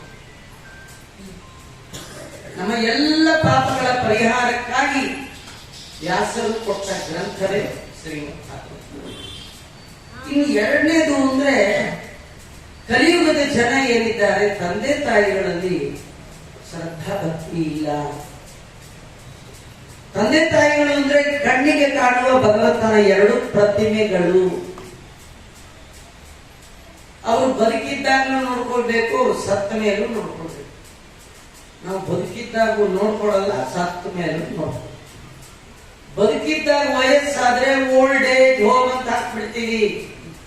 ಸತ್ತ ಮೇಲೆ ಬರ್ತೀವಿ ಅಂದ್ರೆ ರಾಯರ ಮಠಕ್ಕೆ ಬಂದ್ಮೇಲೆ ಅಲ್ಲೇ ಇವತ್ತಿನ ಪ್ರೋಗ್ರಾಮ್ ಇಟ್ಕೊಂಡಿದೀವಿ ಅಂತ ಪಿತೃದೇವತೆಗಳನ್ನು ಎಲ್ಲಿ ಕಳಿಸ್ತೀವಿ ಅಲ್ವಾ? ಆಚಾರ ಬಂದ್ರೆ ನಿಮ್ ಮನೆ ಕರಿತೀರಾ, ಎಲ್ಲಿ ಕಳಿಸ್ಕೊಡ್ತೀರಾ? ಆಚಾರ ನೀವು ಇದೇನು ಸುಡುಗಾಡ ಮಡಿ ಹಿಡ್ಕೊಂಡ್ಬಿಟ್ಟಿದ್ದೀರಿ, ನಿಮ್ಮ ಮಡಿಗೆ ಮಠವೇ ಸರಿ, ಅಲ್ಲೇ ಹೋಗಿರ್ತಾರೆ. ಪಿತೃದೇವತೆಗಳು ಇವತ್ತು ವರ್ಷದ್ದು ತಿಥಿ ನಿಮ್ ಮನೆಗೆ ಬರ್ತೀನಪ್ಪ ಅಂದ್ರೆ ನಾವೇ ಬಾಗಿಲು ಹಾಕೊಂಡು ಅವ್ರು ಬರೋಕ್ ಮುಂಚೆ ಮಠಕ್ಕೆ ಹೋಗ್ಬಿಟ್ಟು ಅವ್ರಿಗೆ ಗೊತ್ತಾ, ಓ ಇವತ್ತು ನಮ್ಮ ಹುಡುಗ ಇಲ್ಲೇ ಮಠದಲ್ಲಿ ಮಾಡ್ತಾ ಇದ್ರು, ಪಾಪ ಒದ್ದಾಡ್ಕೋತ ಆಟೋ ಗಿಡ ಹಿಡ್ಕೊಂಡು ಅವ್ರು ಎಲ್ಲಿಗೆ ಬರ್ಬೇಕು ಮಠ ಇದ್ದಾಗ ನೋಡ್ಕೊಳ್ಳಲ್ಲ, ಸತ್ತ ಮೇಲೂ ನೋಡ್. ಯಾವ ಪಿತೃಗಳಿಗೆ, ನಮ್ಮ ವಂಶದಲ್ಲಿ ಬಂದ ಯಾವ ಪಿತೃಗಳಿಗೆ ಸತ್ತ ನಂತರ ಮಾಡಬೇಕಾದ ಔರ್ಧ್ವ ದೈಹಿಕ ಕ್ರಿಯೆ ಯಾರಿಗೆ ಸರಿಯಾದ ಕ್ರಮದಲ್ಲಿ ಆಗಲಿಲ್ಲ, ಅವರಿಗೆ ಸದ್ಗತಿ ಆಗಲಿಲ್ಲ, ಅವರು ಇಡೀ ವಂಶವನ್ನೇ ಕಾಡ್ತಾರೆ. ಏನೋ ಪ್ರಾಬ್ಲಮ್ ಇಲ್ಲ, ವಿದ್ಯೆ ಇಲ್ಲ, ಇಲ್ಲ ಉದ್ಯೋಗ ಇಲ್ಲ, ಇಲ್ಲ ವಿವಾಹ ಇಲ್ಲ, ಇಲ್ಲ ಸಂತಾನ ಇಲ್ಲ, 4 ಪ್ರಾಬ್ಲಮ್. ನಮ್ಮ ವಂಶದಲ್ಲಿ ಗತಿಸಿದ ಪಿತೃಗಳಿಗೆ ಸತ್ಕರ್ಮ ಔರ್ಧ್ವ ದೈಹಿಕ ಕ್ರಿಯೆ ಆಗದೆ ಇದ್ರೆ, ಯಾರಿಗಾಗಿಲ್ಲ ಅಂತ ನಮಗ್ ಗೊತ್ತಾಗದೆ ಇದ್ರೆ, ಈಗ ನಮ್ಮಿಂದ 8 ತಲೆ ಹಿಂದೆ ಯಾರಿಗೋ ಏನು ಆಗಿಲ್ಲ, ಎಲ್ಲೋ ಸತ್ತರು, ನಮ್ಗೇನ್ ಗೊತ್ತಿ, ನಾವ್ ಇದ್ದವ್ರನ್ನೇ ನೋಡ್ಕೊಳ್ಳಲ್ಲ, ಈಗ ಹೋದವ್ರನ್ನೇ ನೋಡ್ಕೋತೀವಿ. ಅದು ನಮಗೆ ಪ್ರಾರಬ್ಧ ಕರ್ಮವಾಗಿ ಕಾಡತ್ತೆ. ಅಂತಹ ನಮ್ಮ ವಂಶದಲ್ಲಿ ಬಂದ ಹಿರಿಯರ ಉದ್ಧಾರಕ್ಕಾಗಿ ವೇದವ್ಯಾಸದೇವರು ರಚನೆ ಮಾಡಿಕೊಟ್ಟ ಗ್ರಂಥ ಯಾವುದು? ಶ್ರೀಮದ್ ಭಾಗವತ. ಯಾರು ಈ ಕಥೆಯನ್ನು ಶ್ರವಣ ಮಾಡ್ತಾರೆ, ಅವರ ವಂಶದಲ್ಲಿ ಯಾರಾದರೂ ಹಿರಿಯರು ದುರ್ಗತಿಯಿಂದ ಅವರು ಪೀಡಿತರಾಗಿದ್ದಾರೆ ಆಗಿದ್ರೆ ಅವರಿಗೆ ಸದ್ಗತಿಯನ್ನ ಕೊಡುವಂಥದ್ದು ಈ ಗ್ರಂಥ. ಆ ಉದ್ದೇಶ ಇಟ್ಕೊಂಡು ವೇದವ್ಯಾಸದೇವರು ಈ ಗ್ರಂಥವನ್ನು ರಚನೆ ಮಾಡಿದ್ದಾರೆ. 2ನೇ ಉದ್ದೇಶ. ಇನ್ನು 3ನೇ ಉದ್ದೇಶ ಅವರಿಗೇನಿತ್ತು ಅಂದ್ರೆ, ಕಲಿಯುಗದ ಜನರಿಗೆ ದೇವರಲ್ಲಿ ಭಕ್ತಿ ಇದೆ ಅಲ್ವಾ, ಇರೋದಕ್ಕೆ ಜನ ಬಂದ್ರು. ಭಕ್ತಿ ಇದೆ, ಆದ್ರೆ ಭಕ್ತಿಗೆ ಬೇಕಾದ ಉಳಿದ 2 ಇಲ್ಲ. ಅದಕ್ಕೆ ಮಧ್ವಾಚಾರ್ಯ ಹೀಗೆ ತೋರಿಸ್ಬಿಟ್ಟು ಎಲ್ಲ ಇದೆ, 2 ಇಲ್ಲ ಅಂತ. ಯಾವುದು 2 ಇಲ್ಲ ನೋಡಿ? ದೇವರನ್ನ ಹೃದಯದೊಳಗೆ ಕಟ್ಟಿ ಹಾಕಲಿಕ್ಕೆ ಬೇಕಾದ್ದು 3 ಇಂಚ್ ಹಗ್ಗ. ಎಷ್ಟು ಇಂಚು? 3 ಇಂಚು. ನಮ್ಮ ಹತ್ರ ಎಷ್ಟಿದೆ? ಒಂದೇ 1 ಇಂಚ್ ಇದೆ. ಈ 1 ಇಂಚ್ ಹಗ್ಗ ಇಟ್ಕೊಂಡು ಕೃಷ್ಣನ್ ಕಟ್ಟಬೇಕು ಅಂತ ಹೋದವಳು ಅವರ ಅಮ್ಮ ಯಶೋದೆ. ಕೃಷ್ಣ ಒಳಗೆ ಸೇರಿಸಿ ಹಗ್ಗ ಹಾಕಿ ಕಟ್ಟಿದ್ರೆ ಈ ಕಾರ್ನರ್ ಜಾಯಿಂಟ್ ಮಾಡ್ಲಿಕ್ಕೆ ಆಗಲಿಲ್ಲ. ದ್ವೆಂಗುಲಂ ನ್ಯೂನ ಮಗುತ್ತದ, 2 ಇಂಚ್ ಕಡಿಮೆ ಬಿತ್ತದು. ಪುಟ್ಟ ಕೃಷ್ಣನ ಪುಟ್ಟ ಹೊಟ್ಟೆಗೆ 2 ಇಂಚು, ಇಷ್ಟಕ್ಕೊಂದು ಅರ ಬಂದು 7 ಹೆಂಗ್ ಕಟ್ಟೋದು? ಪಕ್ಕದ ಮನೆಗೆ ಹೋದ್ರು, ಹಗ್ಗ ಕೇಳಿದ್ದು. ಆ ಪಕ್ಕದ ಮನೆಯೊಳಗೆ ಭಾರಿ ಖುಷಿ. ನಾವು ಕೃಷ್ಣನ್ ಮೇಲೆ ಎಷ್ಟು ಕಂಪ್ಲೇಂಟ್ ಕೊಟ್ಟರು ನೀವು ಅದನ್ನು ಒಪ್ಕೊಳ್ಳಿಲ್ಲ. ಇವತ್ತು ನಿಮ್ಗೆ ಬುದ್ಧಿ ಬಂದಿದೆ, ಕೃಷ್ಣನ್ ಕಟ್ತೀನಿ ಅಂತ ಹೊರಟು ನಮ್ಮನೆಗೆ ಹಗ್ಗ ಕೇಳ್ಕೊಂಡು ಬಂದಿದ್ದೀರಿ. ನೀವು ಕೃಷ್ಣನ್ ಕಟ್ಟೋದಾದ್ರೆ 1 ಹಗ್ಗ ಏನೋ ಅಧಿಕ ಮಾಸ 33 ಹಗ್ಗ ದಾನ ಅಂತ ಹೇಳಿ ಅದು ಯಾಕೆ ತಂದಿಟ್ಕೊಂಡಿದ್ಲೋ ಏನೋ ಅಧಿಕ ಮಾಸದ ದಾನ. ಈ ಕೆಲವರು 33 ದಾನ ಕೊಡ್ಬೇಕು ಅಂತ ಯಾರು ಹೇಳಿದ್ರು? ಏನಿದೆ ಏನೋ ಹೇಳಿದಾರೆ, ಅತಿ ರಸ ದಾನ ಮಾಡಿ ಅಂತ. ಎಲ್ಲಾನು 33 ಕಡೆಗೆ ಅದಕ್ಕೆ ಅಪೂಪ ಅತಿ ರಸ ಅದಕ್ಕೂ 33 ಕೂತ್ಕೊಂಡು ಕೂತ್ಬಿಡ್ತಾರೆ. ಆತರ 33 ಕೂತಿರ್ಬೇಕು. ಅವಳು ಯಾರೋ ಒಬ್ಳಿದ್ಲು 33 ಹಗ್ಗ ದಾನ ಒಂದಕ್ಕೊಂದು ಹಗ್ಗ ಜಾಯಿಂಟ್ ಮಾಡಿ ಎಲ್ಲ ಮಾಡಿ ತಂದ್ರೆ ತದಪಿ ದ್ವಂಗುಲ ನೀವು ನಮ್ಮ ಬುತ್ತದ.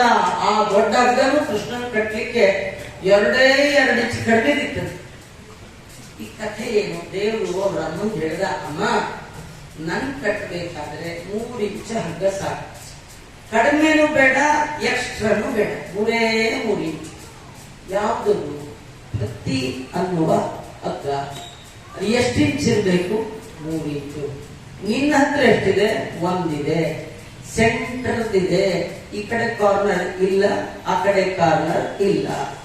ಹಾಗಾದ್ರೆ 3 ಭಕ್ತಿಯಲ್ಲಿ ಜ್ಞಾನ, ಭಕ್ತಿ, ವೈರಾಗ್ಯ, ಈ 3 ಸೇರಿದ್ರೆ ಇದೊಂದು ಹಗ್ಗ. ಈ ಹಗ್ಗದಿಂದ ಹೃದಯದ ಒಳಗೆ ದೇವರನ್ನ ಬಿಗಿದು ಕಟ್ಟಬಹುದು. ನಮ್ಮ ಹತ್ರ ಏನಿದೆ? ಮಿಡಲ್ ಇದೆ, ಭಕ್ತಿ ಇದೆ. ಇದು ಭಕ್ತಿ ನೆಟ್ಟಿಗಿರ್ಬೇಕು ಅಂತಾದ್ರೆ ನಾಲೆಡ್ಜ್ ಬೇಕು, ಜ್ಞಾನ. ಇದು ಭಕ್ತಿ ದೇವರಿಗೆ ಪ್ರೀತಿ ಆಗಬೇಕು ಅಂದ್ರೆ ದೇವರನ್ನು ಬಿಟ್ಟ ಉಳಿದ ವಸ್ತುಗಳಲ್ಲಿ ವಿರಕ್ತಿ ಇರಬೇಕು, ವೈರಾಗ್ಯ ಇರಬೇಕು. ಕೆಲವರು ಏನಂದ್ರೆ ಇದು ಇರ್ಲಿ ಅದು ಇರ್ಲಿ ಅಂತ ಅದ್ರ ಸುಮ್ಮನೆ ವೈರಾಗ್ಯ ಮನೆ ಬಿಟ್ಟು ಹೋಗ್ತಾರಲ್ಲ, ನಾನು ಹಾಗೂ ಇರ್ತೀನಿ ಹೀಗೂ ನೋಡಿ. ನಿಮ್ಗೆ ಎಷ್ಟೇ ಅರ್ಜೆಂಟ್ ಇದ್ರು 2 ಆಟೋ ಒಳಗೆ ಕೂತ್ಕೊಳಕ್ ಹೋಗ್ಬಾರ್ದು. ಆಚಾರ ಬಂದ್ಬಿಟ್ಟಿರ್ತಾರೆ, ಉಪನ್ಯಾಸಕ್ಕೆ ಲೇಟ್ ಆಗ್ಬಿಡುತ್ತೆ ಅಂತ ಹೇಳಿ 2 ಆಟೋ ಕರೆದು ಯಾವ ಆಟೋ ಮೊದಲು ಗೊತ್ತಿಲ್ಲ, ಅದಕ್ಕೆ ಇದೊಂದು ಕಾಲಿಟ್ಟಿದ್ದು ಇದೊಂದು ಎಲ್ಲರೂ ಹೋಗಲ್ಲ, ಅಲ್ಲೇ ಫಿಕ್ಸ್ ಆಯ್ತು. 2 ಆಟೋದಲ್ಲಿ ಯಾರು ಹೋಗ್ತಾರ? ಹಾಗಾಗಿ ದೇವರು ಬೇಕು ಅಂದವರು ಇನ್ನೊಂದನ್ನ ಬೇಡ ಅನ್ಬೇಕು, ಅದೇ ವೈರಾಗ್ಯ. ದೇವರನ್ನ ಒಲಿಸಿಕೊಳ್ಳುವ ದೊಡ್ಡ ಸಾಧನ ಭಗವಂತನ ಪಾದದಲ್ಲಿ ಭಕ್ತಿ, ಅದನ್ನು ಬಿಟ್ಟು ಉಳಿದದ್ರಲ್ಲಿ ವಿರಕ್ತಿ. ಇದೆರಡು ನಮ್ಮ ಇಲ್ಲದಿದೆ. ಭಕ್ತಿಗೆ ಬೇಕಾದ ಜ್ಞಾನ ಇಲ್ಲ, ವೈರಾಗ್ಯ ಇಲ್ಲ. ಅದನ್ನ ಕೊಡುವ ಸಲುವಾಗಿ ವೇದವ್ಯಾಸ ದೇವರು ರಚನೆ ಮಾಡಿಕೊಟ್ಟ ಗ್ರಂಥ ಯಾವುದು? ಶ್ರೀಮದ್ ಭಾಗವತ. 3 ಉದ್ದೇಶ. ಮೊದಲನೇ ಉದ್ದೇಶ ಪಾಪ ಪರಿಹಾರ, 2ನೇ ಉದ್ದೇಶ ಪಿತೃಗಳ ಉದ್ಧಾರ, 3ನೇ ಉದ್ದೇಶ ಜ್ಞಾನ ವೈರಾಗ್ಯಗಳ ಅರಿವು. ಈ ಭಾಗವತದಲ್ಲಿ ಇಂಥ ಭಾಗವತವನ್ನ ರಚನೆ ಮಾಡಿಕೊಟ್ಟು. ಇದರಲ್ಲಿ ಮೊದಲ ಸ್ಕಂದದ ಕಥೆಯಲ್ಲಿ ಮೊದಲ ಉದ್ದೇಶ ಪಾಪ ಪರಿಹಾರ. ಶ್ರೀ ಪರೀಕ್ಷಿತ ಮಹಾರಾಜ ಪಾಂಡವರ ವಂಶದಲ್ಲಿ ಬಂದ ಮಹಾನುಭಾವ. ಹುಟ್ಟುವಾಗಲೇ ಅಮ್ಮನ ಹೊಟ್ಟೆಯಲ್ಲಿಯೇ ದೇವರನ್ನು ಕಂಡ ಮಹಾನುಭಾವ. ಹೊಟ್ಟೆ ಒಳಗಿರುವಾಗಲೇ ಚಕ್ರ ಗದಾಧರ ದೇವರು ಇವ್ರಿಗೋಸ್ಕರ ಸ್ಪೆಷಲ್ ರೂಪ. ಒಂದು ಕೈ ಚಕ್ರ, ಒಂದು ಕೈ ಗದೆ ಹಿಡ್ಕೊಂಡು ಅವರಮ್ಮನ ಹೊಟ್ಟೆಯಲ್ಲಿ ಸುತ್ತಲೂ ದೇವರು ತಿರುಗ್ತಾ ಇದ್ದಾನೆ. ಯಾಕೆ? ಅಶ್ವತ್ಥಾಮಾಚಾರ್ಯ ಕೊಲ್ಲಬೇಕು ಅಂತ ಬ್ರಹ್ಮಾಸ್ತ್ರ ಬಿಟ್ಟಿದ್ರು. ಆ ಅಸ್ತ್ರದಿಂದ ಮಗುವಿನ ರಕ್ಷಣೆಯನ್ನ ಕೊಡ್ಲಿಕ್ಕೆ 2 ಕೈಯಲ್ಲಿ ಆಯುಧ ಹಿಡಿದು ತಿರುಗುವ ದೇವರನ್ನ ಪರಿತಃ ಈಕ್ಷಿತ, ಸುತ್ತಲೂ ಇರುವ ದೇವರನ್ನು ನೋಡಿದ ಕಾರಣ ಈ ಹೆಸರೇನು? ಪರೀಕ್ಷಿತ. ನಿಜವಾಗಿ ಹೆಸರೇನು ಗೊತ್ತಾ? ಅದೇನಾಯ್ತು, ಇನ್ನೇನ್ ಮಗು ಹುಟ್ಟತ್ತೆ ಅನ್ನೋ ದೇವರು ಹೊರಗೆ ಬಂದ್ರೆ ಅಶ್ವತ್ಥಾಮಾಚಾರ ಬಾಣ ಕೆಲಸ ಮಾಡಿ ಮಗುವನ್ನು ಒಂದೇ ತಾಯಿ ಉತ್ತರಾದೇವಿ ಹಡದದ್ದು ಡೆಡ್ ಬಾಡಿ. ಮಗು ಹಡದ್ಲು, ಸತ್ತೋಗಿತ್ತು. ಓ ಅಂತ ಕೂಗುದು. ಕೃಷ್ಣ ಓಡುತ್ತಾ ಬಂದ. ಅಮ್ಮ ಯಾಕೆ ಕೂಗ್ತಾ ಇದೀಯ ಅಂದ. ಸ್ವಾಮಿ ನೀನ್ ರಕ್ಷಣೆ ಮಾಡ್ತೀನಿ ಅಂತ ಹೇಳಿದ್ದೆ, ನನ್ನ ಮಗು ಸತ್ತಿದೆ ಅಂತಂದು.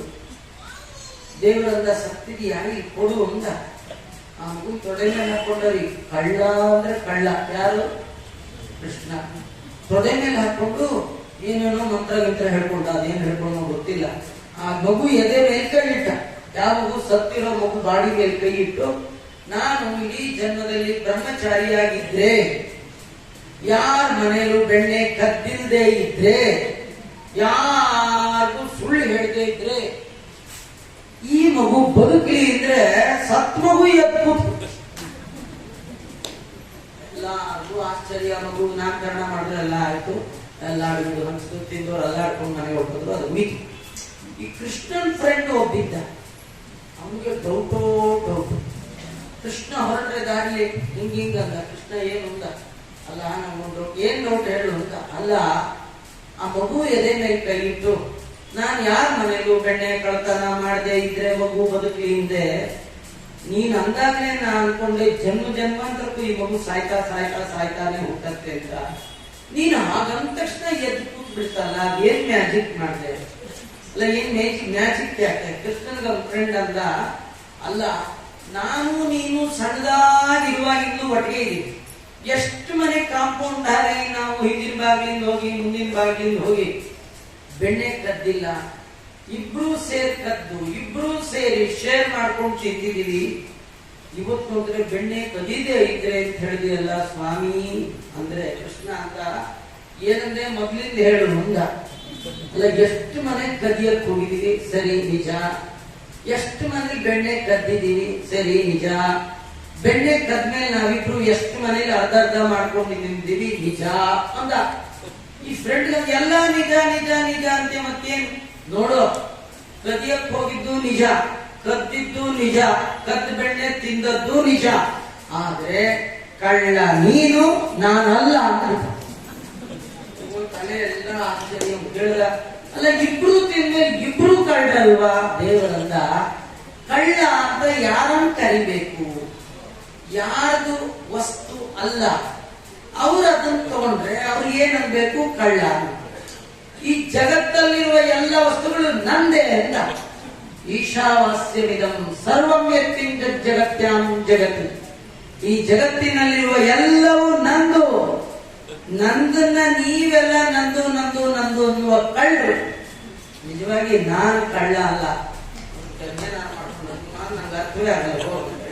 ತಿಂದ್ಬಿಟ್ಟು ಈ ಕಳ್ಳ ಅಲ್ಲ ಅಂತ ತುಂಬಿದ್ ಬಿಡು. ಇಂತಹ ಅದ್ಭುತವಾದ ವ್ಯಾಪಾರವನ್ನ ತೋರಿಸಿದ ಪರಮಾತ್ಮ ಸತ್ತ ಮಗುವಿಗೆ ಪ್ರಾಣದಾನ ಮಾಡಿಬಿಟ್ಟ. ಅದಕ್ಕೆ ದೇವರಿಗೆ ಹೆಸರು ಭಯಕೃತ್ ಭಯನಾಶನ. ಆ ಮಗು ಜೀವಂತವಾಗಿ ಎದ್ದು ಕೂತು ಬಿಡ್ತು. ಅದಕ್ಕೆ ಅವನಿಗೆ ಹೆಸರು ಏನ್ ಬಂತಂದ್ರೆ ವಿಷ್ಣು ರಾತ. ರಾತ ಅಂದ್ರೆ ತ್ರಾತ, ಭಗವಂತನಿಂದ ರಕ್ಷಣೆಗೆ ಒಳಪಟ್ಟವ. ಇಲ್ಲೊಂದು ಕಥೆ ಗೊತ್ತಾ ನಿಮಗೆ? ನಮ್ಗೇನ್ ಕಥೆ ಇದರಿಂದ ಅಂದ್ರೆ, ಹೊಟ್ಟೆ ಒಳಗಿರೋ ಮಗುನ ಕೃಷ್ಣ ಸೇಫ್ ಆಗಿ ಹೊರಗೆ ಬರುವ ಹಾಗೆ ಮಾಡ್ಲಿಕ್ಕೆ ಏನ್ ಕಾರಣ? ಏನ್ ರೀಸನ್? ಅವರ ಅಜ್ಜಿ ಕುಂತಿ ಮಾಡಿದ ಸ್ತೋತ್ರ ಕಾರಣ ಅಲ್ಲ, ಅವರ ಅಮ್ಮ ಮಾಡಿದ ಪುಣ್ಯ ಕಾರಣ ಅಲ್ಲ. ಈ ಮಗು ಬದುಕಲಿಕ್ಕೆ ಏನ್ ಕಾರಣ ಅಂದ್ರೆ, ಭಾಗವತ ಹೇಳುತ್ತೆ, ಕೃಷ್ಣ ಪರೀಕ್ಷಿತನನ್ನ ಯಾಕೆ ರಕ್ಷಣೆ ಮಾಡಿದ ಅಂದ್ರೆ, ಕೃಷ್ಣ ಅಂತಾನೆ, ಈ ಮಗು ಇದ್ರೆ ಮುಂದೆ 7 ದಿನ ಭಾಗವತ ಕೇಳತ್ತೆ. ಆದ ಕಾರಣ ಈ ಮಗುವಿನ ರಕ್ಷಣೆ ಹುಟ್ಟಿನಿಂದಲೇ ನಾನು ಸ್ವೀಕಾರ ಮಾಡ್ತೇನೆ ಅಂತ. ಅಲ್ಲ, ಸರಿಯಾಚನೆ ನಮ್ಗೇನ್ ಕತೆ? ಏನಿಲ್ಲ ರೀ, ನಿಮ್ ಹೊಟ್ಟೆಲ್ ಮಗು ಇರುವಾಗ ಜೀಹಾರ ನೋಡ್ಬೇಡಿ. ನೋಡಿದ್ರೆ ಬಾಳೆ ಕತ್ತಲಾಗ್ಬಿಡಿ. ಕರೆಂಟ್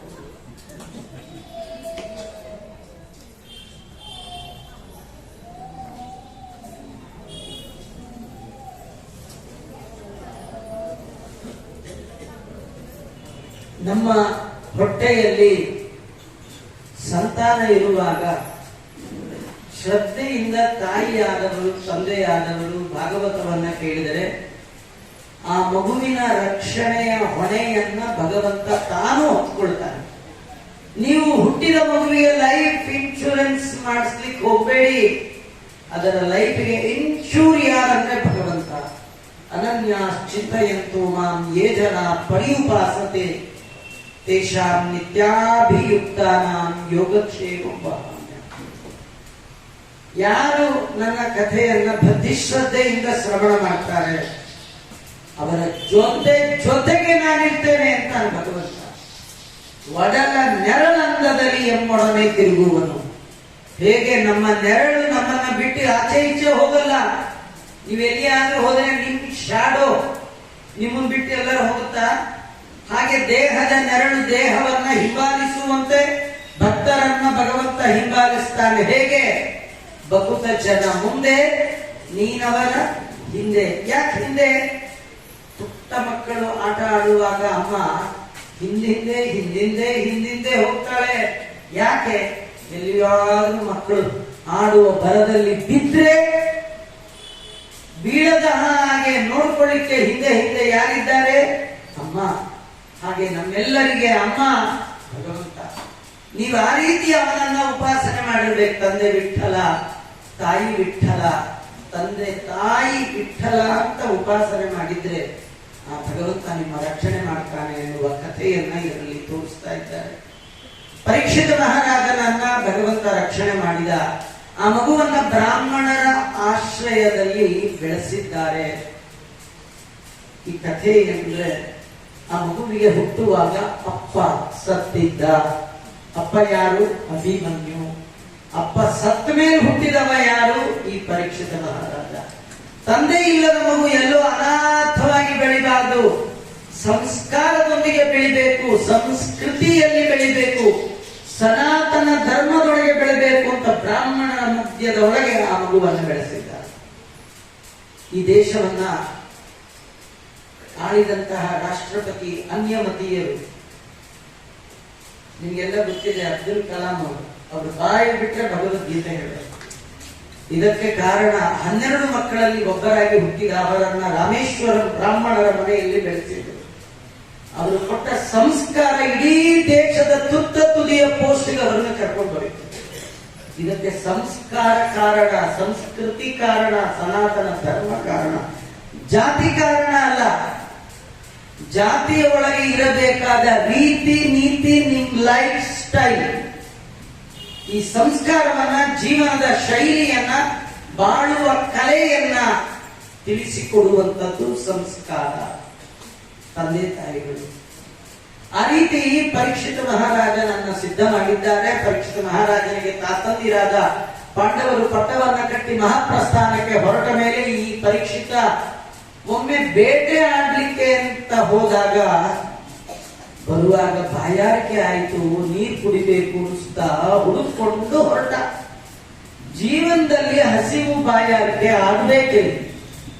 ಬಾಯಾರಿಕೆ ಆಗಿದ್ದಕ್ಕೆ ಪರೀಕ್ಷಿತರಿಗೆ ಏನ್ ಸಿಕ್ತು? ನೀರು ಸಿಗ್ಲಿಲ್ಲ, ಭಾಗವತನೇ ಸಿಕ್ತು. ನಮ್ಗೆ ಬಾಯಾರಿಕೆನೇ ಆಗಲ್ಲ. ಯಾಕೆ ಗೊತ್ತಾ? ಬಾಟ್ಲ್ ಹಿಡ್ಕೊಂಡೇ ತಿರುಗಿ.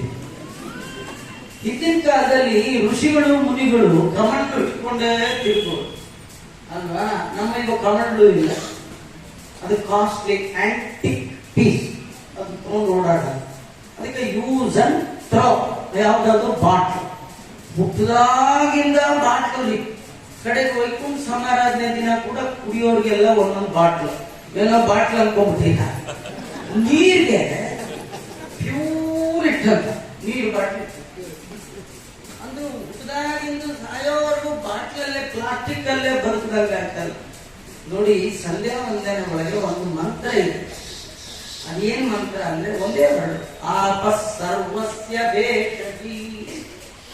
ಆಪ, ಆಪ ಅಂದ್ರೆ ನೀರು, ಸರ್ವ ಅಂದ್ರೆ ಎಲ್ಲ, ಭೇಷಜ ಅಂದ್ರೆ ಔಷಧಿ. 196 ಕಾಯಿಲೆಗಳಿಗೆ ಒಂದೇ ಒಂದು ಮೆಡಿಸನ್ ನೀರು. ಶುದ್ಧವಾದ ನೀರನ್ನ ಕುಡಿಯಿರಿ. ಶುದ್ಧವಾದ್ದು ಅಂದ್ರೆ ಪ್ಯೂರಿಟ್ ಅಲ್ಲ. ಅದು ಈಗಂತೂ ಈ ಕ್ರಿಕೆಟ್ ದೇವರುಗಳು 1 ಲೀಟರ್ ನೀರು 5,000 ರೂಪಾಯಿ ಕುಡಿಯೋದು.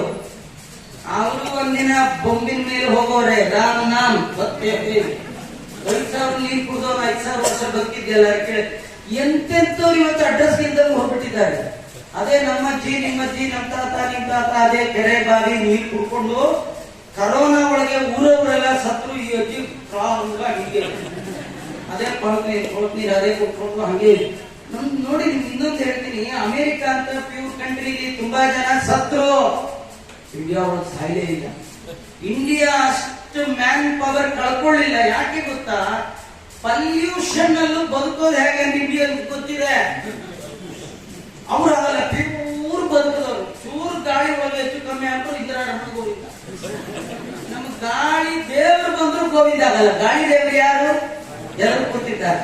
ಅವ್ರ ಅನುಗ್ರಹ ಇರುವಾಗ ಯಾವ ನೀರು ಕುಡ್ತೇವ್ ಕೊಡ್ತೇವ್, ನನ್ನ ಹೆಸರು ಹೇಳ್ಕೊಂಡು ಕುಡಿ ಅಂತ. ಯಸ್ಮರೇತ್ ಪುಂಡರೀಕಾಕ್ಷಂ ಸಭಾಕ್ಯಾಭ್ಯಂತರ ಶುಚಿ. ಗೋವಿಂದನ ಸ್ಮರಣೆ ಮಾಡ್ತಾ ನೀರು ಕುಡೀರಿ. ನಮ್ಮಲ್ಲೆಲ್ಲ ಹೀಗಿದೆ, 7 ಮಡತೆಗಳಿಂದ ಕೂಡಿರ್ತಕ್ಕಂಥ ವಸ್ತ್ರದಲ್ಲಿ ನೀರನ್ನ ಶೋಧಿಸಿ ತರಬೇಕು. ಯಾರು ಅಡಿಗೆ ನೀರು ಶೋಧಿಸದೆ ಅಡಿಗೆ ಮಾಡ್ತಾರ ಅವ್ರು ನಾನ್ ಸ್ಟಾಪ್ ನರಕಕ್ಕೆ ಹೋಗ್ತಾರೆ. ಏನಿಲ್ಲ, ನೀರು ಹಿಡಿಯುವ ಪಾತ್ರೆಯ ಮೇಲೆ 7 ಫೋಲ್ಡರ್ಸ್ ಇರುವಂತ ಬಟ್ಟೆ ಹಾಕಿದ್ರೆ 7 ಲೇಯರ್ಗಳಿಂದ ಹೊರಬರುವಂತ ನೀರಿನಷ್ಟು ಪ್ಯೂರ್ ಜಗತ್ತಲ್ಲಿಲ್ಲ. ಇದು 96 ಕಾಯಿಲೆಗಳಿಗೆ ಔಷಧಿ. ಇದಕ್ಕಿಂತ ಹೆಚ್ಚು ಬ್ರಾಹ್ಮಣ ನೀರನ್ನಿಟ್ಟು ಅದರ ಮೇಲೆ ಕೈ ಇಟ್ಟು ಮಂತ್ರಗಳಿಂದ ಅಭಿಮಂತ್ರಿಸಿ ಅಷ್ಟಾಕ್ಷರ ಮಂತ್ರವನ್ನ ಜಪ ಮಾಡಿದ ಅಂತಾದ್ರೆ ಆ ನೀರಿಗೆ ಎಷ್ಟು ವ್ಯಾಲ್ಯೂ ಇದೆ ಗೊತ್ತಾ? ಯಾಚೇಹಂ ಶ್ರೋತ್ರಿಯಸ್ಯಾನ್ನಂ ತದಭಾವೆ ಜಲಂ ಪಿಬೇಕ್.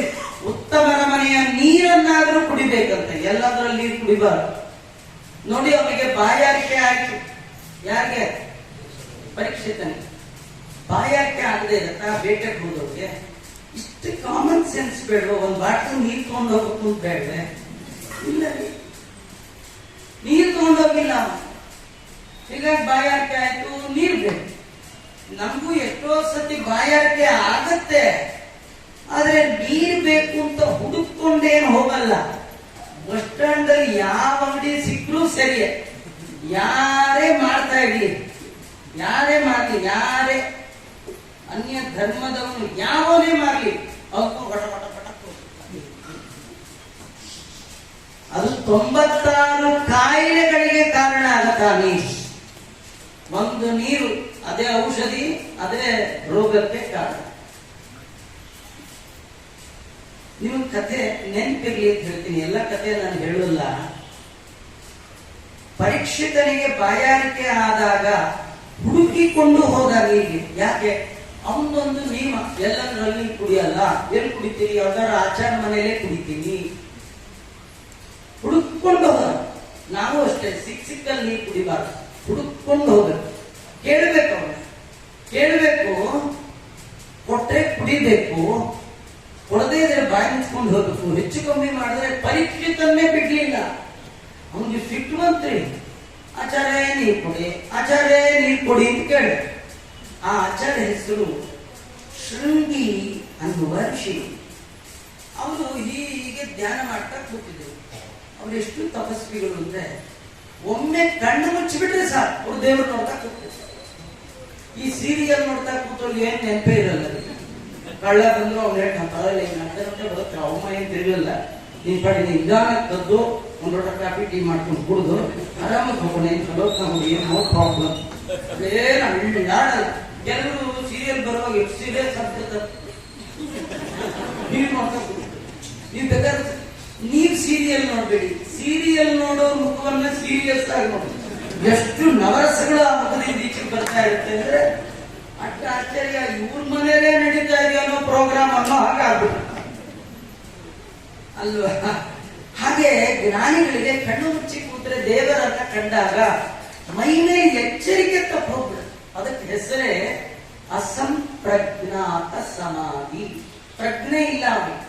ಮಂತ್ರಾಲಯ ಪ್ರಭುಗಳು ಅದನ್ನ ವಿವರಣೆ ಕೊಡ್ತಾ ಹೇಳ್ತಾರೆ, ಯಾರು ಆ ಸ್ಥಿತಿಗೆ ಹೋಗ್ತಾರೆ ಅವರಿಗೆ ಕತ್ರಿ ತಂದು ಕಿವಿ ಹಿಡ್ಕೊಂಡು ಕಟ್ ಮಾಡಿದ್ರು ಗೊತ್ತಾಗ. ನಾವು ಹೋಗಿರ್ತೀವಿ ಸಮಾಧಿಯಲ್ಲ ಮಸೀದಿ ಗಾಯತ್ರಿ ಕೂತಿರ್ತೀವಿ ಹಿಂಗ್ ಬಿಟ್ಟು ನೋಡ್ತಾ ಇರ್ತೀವಿ. ಏನಾದ್ರು ಒಂದು ಜಿರಳೆ ಬಂದ್ಬಿಟ್ರೆ ಸರ್ ಜಂಪ್ ಹೊಡೆದು ಮತ್ತೆ ಕೆಳಗೆ ಕೂತು ನಮ್ಮ ದೇವ್ರ ಮೇಲೆ ಎಚ್ಚರಿಕೆ ಇಲ್ಲ ನಮ್ಗೆ. ಅವ್ನು ಏನಿಲ್ಲ ಹಾಕಿ ಕೂತ್ಕೊಳ್ತಿದ್ರು ತಪಸ್ಸಿ. ಇವನು ಹಾಕಿ ಕೂತ್ಬಿಟ್ಟಿದ್ದ. ಇವ್ ಬಂದು ನೀರು ನೀರು ನೀರು ಅವ್ನು ಕೇಳಿಸ್ತಾ ಇಲ್ಲ. ಕೇಳಿಸ್ದೇ ಇದ್ರೆ ಈ ರಾಜನ್ಗನ್ಸ್ತು ಈ ಊರಿನ ಜನ ಎಲ್ಲ ನನ್ನ ಆರ್ಡರ್ನ ಮನ್ನಿಸ್ತಾರೆ, ನನ್ನ ಮಾತು ಕೇಳ್ತಾರೆ. ಈ ಬಡಕಲ್ ಬ್ರಾಹ್ಮಣ ನನ್ನ ಮಾತು ಓವರ್ಟೇಕ್ ಮಾಡ್ತಾ ಇದ್ದಾನೆ, ಕಣ್ಮುಚ್ಕೊಂಡು ಕೂತ್ಕೊಂಡಿದ್ದಾನಲ್ಲ. ಇವನು ಮಾಡ್ತಿರೋ ತಪಸ್ಸು ರಿಯಲ್ಲ ನಿಮ್ದೇನ್ ಗೊತ್ತಾ? ರಿಯಲ್ ಅಂತ ನೋಡ್ತೀವಿ, ರಿಯಲ್ ತರ ನೋಡ್ತೀವಿ. ಅದ್ರ ಹೆಸರೇ ಸೀರಿಯಲ್. ಅದು ಏನಂದ್ರೆ ರಿಯಲ್ ಅಲ್ಲ, ಅದು ರೀಲು. ಈಗ ನಾನು ಹೇಳ್ತಿದ್ದೆ ರೀಲ್ ಅಲ್ಲ, ಇದು ರಿಯಲ್. ನಮ್ಗೆ ಏನ್ ಪ್ರಾಬ್ಲಮ್ ಅಂದ್ರೆ ರೀಲ್ಗೂ ರಿಯಲ್ಗೂ ವ್ಯತ್ಯಾಸ ಗೊತ್ತಿಲ್ಲ. ಇದನ್ನ ಜೀವನದಲ್ಲಿ ತಿಳ್ಕೊಳ್ಬೇಕು. ಯಾವುದು ರೀಲು ಯಾವುದು ರಿಯಲ್ಲು. ನಮ್ಗೆ ವೇದವ್ಯಾಸ ದೇವರ ಮಾತು ಅಂದ್ರೆ ಪುರಾಣ ರೀಲು ಸುಳ್ಳು ಅಂತೀವಿ. ಅದೇ ಸೀರಿಯಲ್ ನೋಡುವಾಗ ನಿಜವಾಗಿ ನಂಬಿ ನೋಡ್ತೇವೆ. ಇದು ನಂಬಿ ಕೇಳ್ರಿ. ನಂಬಿ ಕೆಟ್ಟವರಿಲ್ಲವೋ ರಂಗಯ್ಯ ನಿನ್ನ ನಂಬದೆ ಕೆಟ್ಟರೆ ಕೆಡಲಿ ಅಂತ.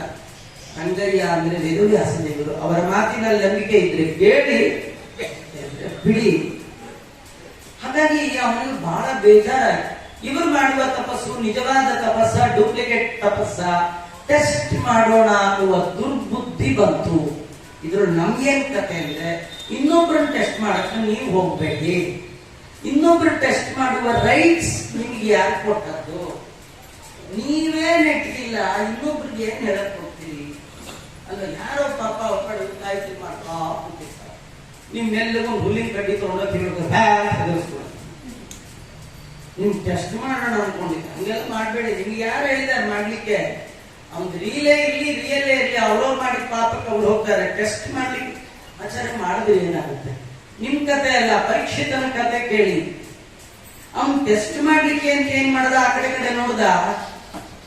ಆ ಆಚಾರ್ಯ ಗುಡಿಸ್ಲು ತಪಸ್ವಿ ಕುಟೀರ ಬಾಗಲಲ್ಲಿ ಮರದ ಕೆಳಗೆ ಒಂದು ಸತ್ತ ಹಾವು ಬಿದ್ದಿತ್ತು. ಇವು ಕೈಯಲ್ಲಿ ಮುಟ್ಲಿಲ್ಲ, ಅದು ಡೆಡ್ ಬಾಡಿ. ತನ್ನ ಕೈಯಲ್ಲಿ ಧನಸ್ಸಿರುತ್ತೆ, ಅದು ತುದಿಯಿಂದ ಎತ್ತಿ ಆಚಾರ್ಯ ಹೊರಗ ಹಾಕಿದ್ದೇನು ಬಂದದ್ದೇನು ಸಾವು. ಹಾಕಿದ್ದು ಹಾವು, ರಿಟರ್ನ್ ಬಂದದ್ದು ಸಾವು. ಇವನ್ಗೆ ಹೀಗಾಗುತ್ತೆ ಅಂದ್ರೆ ನಮ್ ಕತೆ ಏನು? ಹಾವು ಹಾಕಿದ, ಹಾವು ಹಾಕಿದ್ರು ಈ ಆಚಾರ್ಯ ಏನು ಹೇಳಲೇ ಇಲ್ಲ. ಅವ್ರು ಏನ್ ಗೊತ್ತೇ ಆಗ್ಲಿಲ್ಲ. ಆಮೇಲೆ ಇವನು ಅನ್ಕೊಂಡ ಇವ್ರದ್ದು ರೀಲ್ ಅಲ್ಲ ರಿಯಲ್. ನಾನು ಎಷ್ಟೇ ಹೊತ್ತು ನಿಂತಿದ್ರು ನಂಗೆ ನೀರು ಸಿಗಲ್ಲ ಅಂತ ಹೇಳಿ ಮತ್ತೆ ನೀರಂತ ಯಾರ ಮನೆಗೂ ಕೇಳಲಿಲ್ಲ. ದಡ ದಡ ದಡ ದಡ ಮನೆಗೆ ಬಂದ. ಯಾರು? ಆ ಕತೆ ಒಳಗೆ ನೆನಪಿರ್ಬೇಕು. ಯಾರೋ ನೀರು ಬಂದಂತೆ ಹೇಳ್ತಾ ಇದ್ರು, ಹಂಗಾಗ್ಬಾರ್ದು. ಅದಕ್ಕೆ ನಾನು ನಿಮ್ಗೆ ಆಗಾಗ ಕೇಳ್ತೀನಿ. ಆಚಾರ ಮರ್ತೋಗ್ತಿರುತ್ತೆ, ಅದಕ್ಕೆ ಕೇಳ್ತಾರೆ ಅನ್ಕೋಬೇಡಿ. ಬಾಯಾರಿಕೆ ಯಾರಿಗಾಗಿತ್ತು? ನೀವೆಲ್ಲ ಸೇರ್ಬೇಕು. ಬರೀ ಪ್ರವಚನ ಒಬ್ಬ ಹೇಳ್ತಾ ಇದ್ದೀವಿ, ಒಬ್ಬರೇ ಕೇಳ್ತಾ ಇದ್ದ ಹಾಗೆ ನಿಜ ಬಂತು. ನೀವು ಕೇಳಿದ್ದಕ್ಕೆ ನನಗೆ ಗೊತ್ತಾಗ್ಬೇಕಾದ್ರೆ ನಾ ಕೇಳಿದ ಪುಸ್ತಕದಲ್ಲೇ ಆನ್ಸರ್ ಬರ್ಬೇಕು. ಹಾಗಾಗಿ ಪರೀಕ್ಷಿತ ಮಹಾರಾಜ ಮನೆಗೆ ಹೋದ ತಕ್ಷಣ ನೀರು, ರಾಜ ನೀರು ಅಂದ, ಸೇವಕರು ನೀರು ತಂದ್ಕೊಟ್ರು, ನೀರು ಕುಡ್ದ. ನೀರು ಕುಡಿದ ಮೇಲೆ ಅವನಿಗೆ ಶುರುವಾಯ್ತು, ಅಲ್ಲ ನಾನು ಯಾಕೆ ಆಚಾರ್ಯ ಇಂಥ ದುರ್ಬುದ್ಧಿಯಿಂದ ಅವಮಾನ ಮಾಡಿದೆ? ಅವ್ರಿಗೆ ಯಾಕೆ ನಾನು ಯಾಕೆ ಟೆಸ್ಟ್ ಮಾಡಿದೆ? ನನ್ನ ಇಡೀ ಜೀವನದಲ್ಲಿ ಒಂದು ದಿನ ಒಬ್ಬರಿಗೆ ಅವಮಾನ ಮಾಡಿದವ ನಾನಲ್ಲ.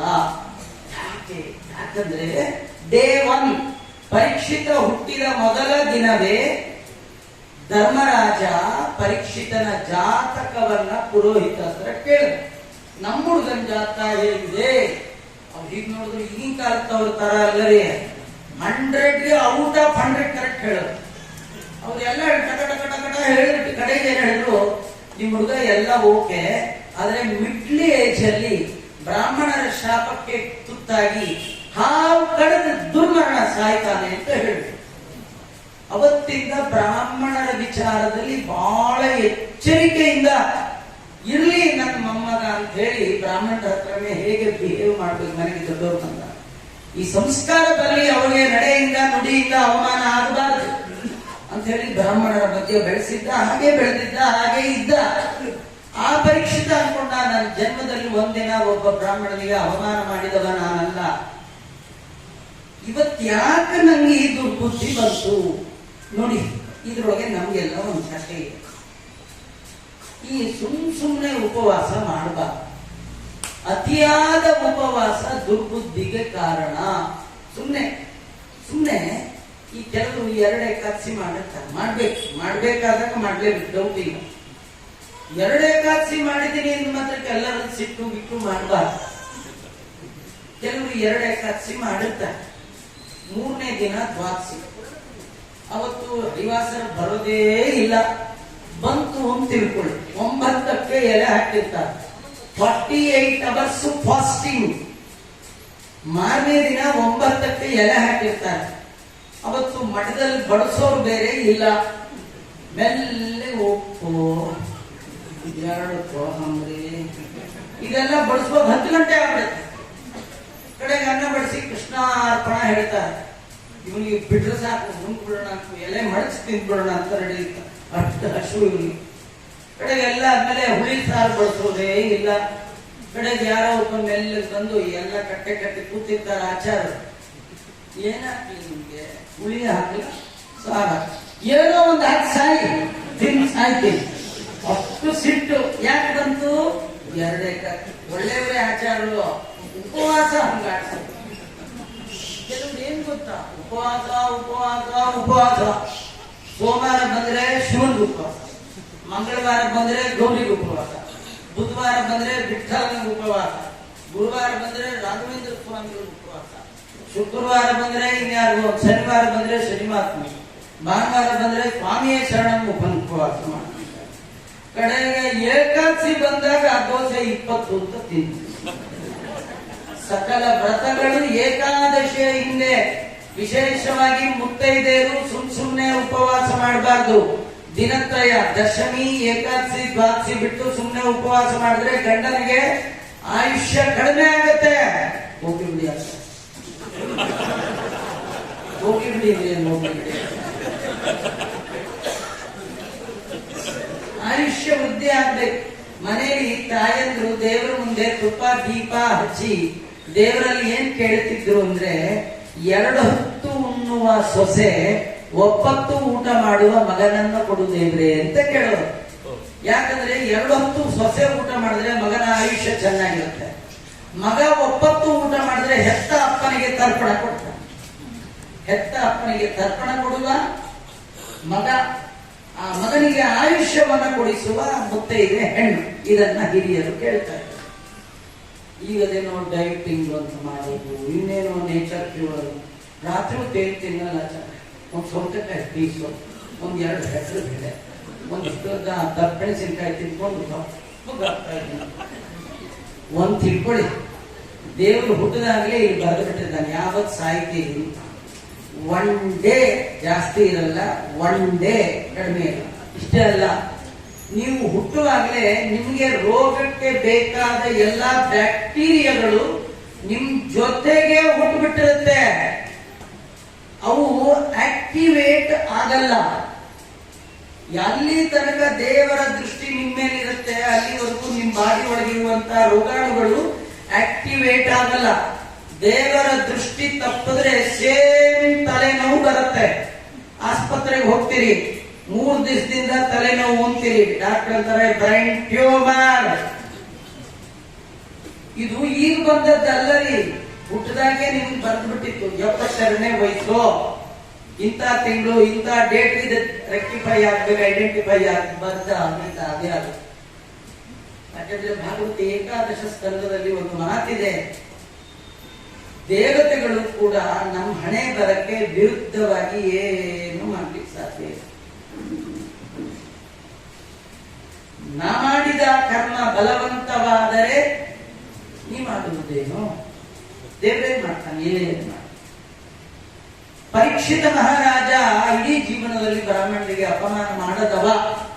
ಅವನಿಗನ್ನಿಸ್ತು ನಾನು ಯಾಕೆ ಈ ತರ ಮಾಡಿದೆ ನೋಡಿ, ಹಸಿವು ಬಾಯಾರಿಕೆ ಹೆಚ್ಚಾಗಿ ಮೇಲೆ ಬಂದ್ರೆ, ಹಸಿವು ಬಾಯಾರಿಕೆ ಹೆಚ್ಚಾಗಿ ಮೇಲೆ ಬಂದ್ರೆ ನಮ್ಮಲ್ಲಿರುವ ಒಳ್ಳೆ ಕ್ವಾಲಿಟಿಗಳು ಕೆಳಗೆ,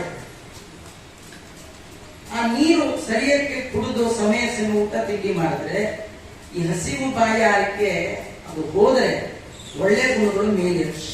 ಈಗ ನೋಡಿ ಉಂಡೋ ಮುಖ ಅರಳಿರುತ್ತೆ, ಒಳ್ಳೊಳ್ಳೆ ಮಾತ್ರ. ಯಾವಾಗ ಬಂದ್ರೆ ಏನ್ ತಗೊಳ್ತೀರ ಕಾಫಿ ಎಲ್ಲ ಕೇಳಿ ಅವನೇ 3 ದಿವಸ ಉಪವಾಸ ಬಿದ್ದುಬಿಟ್ಟಿದ್ರೆ, ಯಾಕಂದ್ರೆ ನಿಮ್ಮನೆ ಡಮ್ ಆಗೋ ಸ್ಥಿತಿಗೆ ಬಂದಿರ್ತಾನೆ, ಅವನೇನ್ ಕೇಳ ಅಲ್ವಾ. ಹಾಗಾಗಿ ಇವನ್ ನನಗೂ ನಾನು ನೀರು ಕುಡಿದೇ ಇದ್ದದೆ ನನ್ನ ತಪ್ಪು, ಎಂತ ತಪ್ಪು ಮಾಡಿಬಿಟ್ಟೆ ನೋಡಿ. ಇನ್ನೂ ತುಂಬಾ ಒಳ್ಳೆ ಕಥೆ ಅಂದ್ರೆ ಭಾಗವತದಲ್ಲಿ ಅವನು ದೇವರಲ್ಲಿ ಕೇಳ್ತಾನಂತೆ ಪರೀಕ್ಷಿತ ಮಹಾರಾಜ. ನಾವೆಲ್ಲ ದೇವರನ್ನ ಕೇಳಕ್ಕೂ ಅವನು ದೇವರನ್ನ ಕೇಳಕ್ಕೂ ಒಂದೇ ವ್ಯತ್ಯಾಸ. ನಾವು ದೇವರ ಹತ್ರ ಏನ್ ಕೇಳ್ತೀವಿ, ಸ್ವಾಮಿ ಮಾಡಬಾರ್ದು ತಪ್ಪು ಮಾಡಿದೀನಿ, ಬೈ ಮಿಸ್ಟೇಕ್, ದಯಮಾಡಿ ನನ್ನನ್ನು ಕಾಪಾಡು, ರಕ್ಷಣೆ ಮಾಡು, ತಪ್ಪನ್ನ ಮನ್ನಿಸು ಅಂತ ಕೇಳ್ತೀವಿ. ಕ್ಷಮಾ ಮಾಡು ಕೇಳ್ತೀವಲ್ಲ.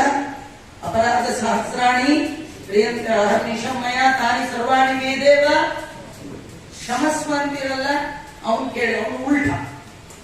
ಅವನೇನ್ ಕೇಳ್ದ ಪರೀಕ್ಷಿತ, ಸ್ವಾಮಿ ನಾನು ಮಾಡಿದ ತಪ್ಪನ್ನ ಕ್ಷಮಿಸಬೇಡ, ಏನ್ ಪನಿಷ್ಮೆಂಟ್ ಕೊಡ್ಬೇಕೋ ಅದನ್ನ ಈಗಲೇ ಕೊಟ್ಬಿಡು. ಈ ಕಥೆ ಏನಂತ ಅಂದ್ರೆ, ಈ ದೇವರನ್ನ ಕ್ಷಮ ಮಾಡುವುದು ಏನ್ ಗೊತ್ತಾ, ಕ್ಷಮ ಮಾಡೋದು ಅಂದ್ರೆ ನಿಮಗ್ ಕೊಡುವ ಶಿಕ್ಷೆಯನ್ನ ಪೋಸ್ಟ್ಪೋನ್ಮೆಂಟ್ ಮಾಡೋದು ಅಂತ ಅರ್ಥ. ಏನಂದ್ರೆ ಈಗ ಉಪ್ಪು ತಿಂದ ಮೇಲೆ ಸಾರಿ ಅಂದ್ಬಿಟ್ರೆ ಹೋಗ್ಬಿಡುತ್ತಾ?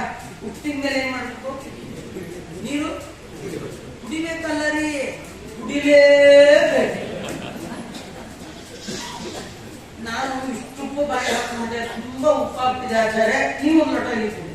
ಅಲ್ಲ, ತಿಂದಿರೋದು ಉಪ್ಪು ನೀವು, ನಾನ್ ನೀರು ಕುಡ್ದೆ ಅಂತ. ಯಾರು ಉಪ್ಪು ತಿಂದಿದ್ದಾನೋ ಅವನೇ. ಇದನ್ನೇ ಶಾಸ್ತ್ರದ ಮಾತಿನಲ್ಲಿ ಅವಶ್ಯ ಮನುಭೋಕ್ತವ್ಯಂ ಕೃತಂ ಕರ್ಮ ಶುಭಾಶುಭಂ ಪ್ರಾರಬ್ಧ ಕರ್ಮಣೋನ್ಯಸ್ಯ ಜ್ಞಾನಾದೇವ ಪರೀಕ್ಷೆಯ. ಎಂತ ಜ್ಞಾನಿಯಾಗಿದ್ರು ಪ್ರಾರಬ್ಧ ಕರ್ಮ ಯಾರನ್ನೂ ಬಿಡಲ್ಲ. ಯಾರನ್ನೂ ಬಿಡಲ್ಲ ಅಂದ್ರೆ ಏನ್ ಅರ್ಥ ಗೊತ್ತಾ? ಯಾರನ್ನೂ ಬಿಡಲ್ಲ ಅಂದ್ರೆ ಪುರಾಣ ಹೇಳೋ ಆಚಾರ ಬಿಟ್ಬಿಡುತ್ತ, ಪುರಾಣ ಆಚಾರನೇ ಬಿಡಲ್ಲ ಅಂದ್ರೆ ನಿಮ್ಮನ್ ಬಿಟ್ಬಿಡುತ್ತೆ. ಆದ್ರಿಂದ ಕರ್ಮ ಮಾಡುವಾಗ ಎಚ್ಚರಿಕೆಯಿಂದ ಕರ್ಮ ಮಾಡ್ರಿ ಅನ್ನೋದೇ ಇದರ ಬಹಳ ಮುಖ್ಯ. ಒಂದು ಕ್ಷಣದ ಮಿಸ್ಟೇಕ್, ನಾವು ಮಾಡುವ ಒಂದು ಸಣ್ಣ ತಪ್ಪು, ಇವನೇನ್ ಮಾಡಿದ್ದು ಸತ್ತ ಹಾವು ಹಾಕಿ ಅದಕ್ಕೂ ಬಂದದ್ದೇನು ಸಾವು. ಇಂಥ ದೊಡ್ಡ ರಾಜ, ದೇವರ ಅನುಗ್ರಹಕ್ಕೆ ಪಾತ್ರರಾದವ, ಇಷ್ಟು ಒಳ್ಳೆಯ ರಾಜ ಮಾಡಿದ ಒಂದು ಸಣ್ಣ ಮಿಸ್ಟೇಕ್ಗೆ ಇಂಥ ದೊಡ್ಡ ಪನಿಷ್ಮೆಂಟ್ ಕೊಡೋದಾದ್ರೆ ನಾವು ಮಾಡಿರುವ ತಪ್ಪುಗಳನ್ನ ನೆನಪಿಸಿಕೊಂಡ್ರೆ ಭಯ ಆಗತ್ತಾ ಇಲ್ಲ. ಎಷ್ಟು ಬಾರಿ ಸಾಯ್ಲಿಕ್ಕಿದೆ, ಎಷ್ಟು ಬಾರಿ ಹುಟ್ಟಲಿಕ್ಕಿದೆ. ಎಲ್ಲ ತಿಳಿದ ಒಬ್ಬ ವ್ಯಕ್ತಿ ಒಂದು ದಿನ ಬದುಕಿದ್ರೆ 14 ಜನ್ಮಗಳಿಗೆ ಬೇಕಾಗುವಷ್ಟು ಪುಣ್ಯ ಪಾಪಗಳನ್ನ ಒಂದು ದಿನಕ್ಕೆ ಮಾಡ್ತಾನೆ. ನೀವು ಮನೆಗೆ ಹೋಗಿ ಕ್ಯಾಲ್ಕುಲೇಟ್ ತಗೊಳ್ಳಿ. ಒಂದ್ ದಿನಕ್ಕೆ 14 ಜನ್ಮ ಆದ್ರೆ 1 ವಾರಕ್ಕೆ 8 ಜನ್ಮ, 1 ವಾರಕ್ಕೆ 8 ಜನ್ಮ ಆದ್ರೆ 4 ವಾರಕ್ಕೆ 1 ತಿಂಗಳು 8 ಜನ್ಮ, 1 ತಿಂಗಳು 8 ಜನ್ಮ ಆದ್ರೆ 1 ವರ್ಷಕ್ಕೆ 8 ಜನ್ಮ, 1 ವರ್ಷಕ್ಕೆ 8 ಜನ್ಮ ಆದ್ರೆ ಈಗಾಗಲೇ 48 ವರ್ಷ ಆಗಿದೆ, ಇಟ್ಟು ಎಷ್ಟಾಗಿದೆ, ಇನ್ನೆಷ್ಟು. ಅದಕ್ಕೆ ನಿಮ್ ಪುರಾಣಕ್ಕೆ ಬರ್ತಾರೆ, ಇಂಥದ್ದೇ ಹೇಳಿ ತಲೆ ಒಳಗೆ ದೊಡ್ಡ ಹುಳ ಬಿಟ್ಬಿಟ್ಟೋಗುತ್ತೆ. Be careful. ನೋಡಿ, ನೀವು ಗಾಡಿಯಲ್ಲಿ ಹೋಗುವಾಗ, ಅದು ಗಾಡಿ, ಇದು ಗಾಡಿ, ಗಾಡಿಯಲ್ಲಿ ಹೋಗುವಾಗ ಸರ್ಕಲ್ ಬಂದ್ರೆ ರೆಡ್ ಸಿಗ್ನಲ್ ಬರುತ್ತೆ. ಇದು ನಿಮ್ಗೆ ಇಂಡಿಕೇಟ್ ಮಾಡತ್ತೆ ಏನಂತ, ಹೋಗ್ಬೇಡ ಹೋಗ್ಬೇಡ ಹೋಗ್ಬೇಡ. ಹೋದವ್ರಿಗೆಲ್ಲ ಆಕ್ಸಿಡೆಂಟ್ ಆಗ್ಬೇಕು ಅಂತ ಏನ್ ರೂಲ್ಸ್ ಇಲ್ಲ, ಆಕ್ಸಿಡೆಂಟ್ ಆಗುವ ಪಾಸಿಬಿಲಿಟಿ ಜಾಸ್ತಿ. ಹಾಗಾದ್ರೆ ರೆಡ್ ಲೈಟ್ ನಿಮ್ಗೆ ಆಗುವ ಆಕ್ಸಿಡೆಂಟ್ ನ ಇಂಡಿಕೇಟ್ ಮಾಡುವ ಹಾಗೆ ಕರ್ಮಗಳು ನಿಮ್ಮ ಮುಂದಿನ ಫಲಾಫಲಗಳನ್ನು ಇಂಡಿಕೇಟ್ ಮಾಡ್ತಾ ಇದೆ. ಹಾಗಾಗಿ ವಿಚಾರ ಮಾಡು. ರೆಡ್ ಬಂತ, ಸ್ವಲ್ಪ ಹೊತ್ತು ನಿಂತ್ಕೋ ಅಷ್ಟೇ, ರೆಡ್ ಹೋಗುತ್ತೆ, ಅದು ಹಾಗೆ ಏನಿರಲ್ಲ, ಹೋದ್ಮೇಲೆ ನೀನು ಆರಾಮಾಗಿ ಹೋಗ್ಬೋದು.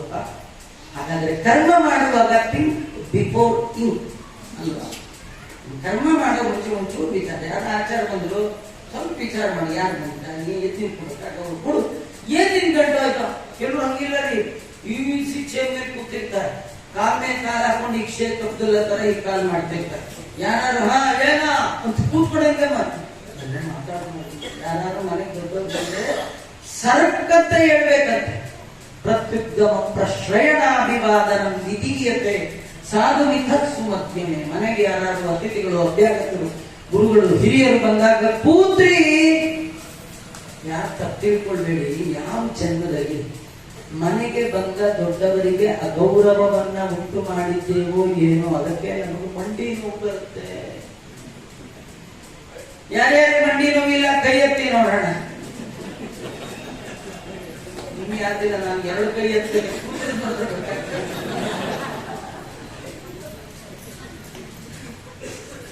ಯಾವ ಜನ್ಮದಲ್ಲಿ ಯಾವ ಹಿರಿಯರಿಗೆ ತಂದೆ ತಾಯಿಗಳಿಗೆ ಕಾಲು ತೋರಿಸಿದ್ವೋ, ಮಂಡಿ ತೋರಿಸಿದ್ವೋ, ಅಗೌರವ ತೋರಿಸಿದ್ವೋ, ಎಲ್ಲದರ ಫಲ. ಪರೀಕ್ಷಿತ ಮಹಾರಾಜ ದೇವರನ್ನ ಏನ್ ವರ ಕೇಳ್ತಾನೆ? ಈ ಜನ್ಮದಲ್ಲಿ ಮಾಡಿದ ತಪ್ಪುಗಳಿಗೆ ಈ ಜನ್ಮದಲ್ಲಿಯೇ ನನಗೆ ಪನಿಷ್ಮೆಂಟ್ ಕೊಟ್ಬಿಡು, ಪಾಪಗಳು ನನ್ನ ಒಟ್ಟಿಗೆ ಫಾಲೋ ಮಾಡದ ಹಾಗೆ ನೋಡಿಕೋ. ನೀವು ಸತ್ತ ಮೇಲೆ ನಿಮ್ಮನ್ನು ಫಾಲೋ ಮಾಡೋದು ನಿಮ್ಮ ಹೆಣ್ಣು, ಹೊನ್ನು, ಮಣ್ಣು ಅಲ್ಲ.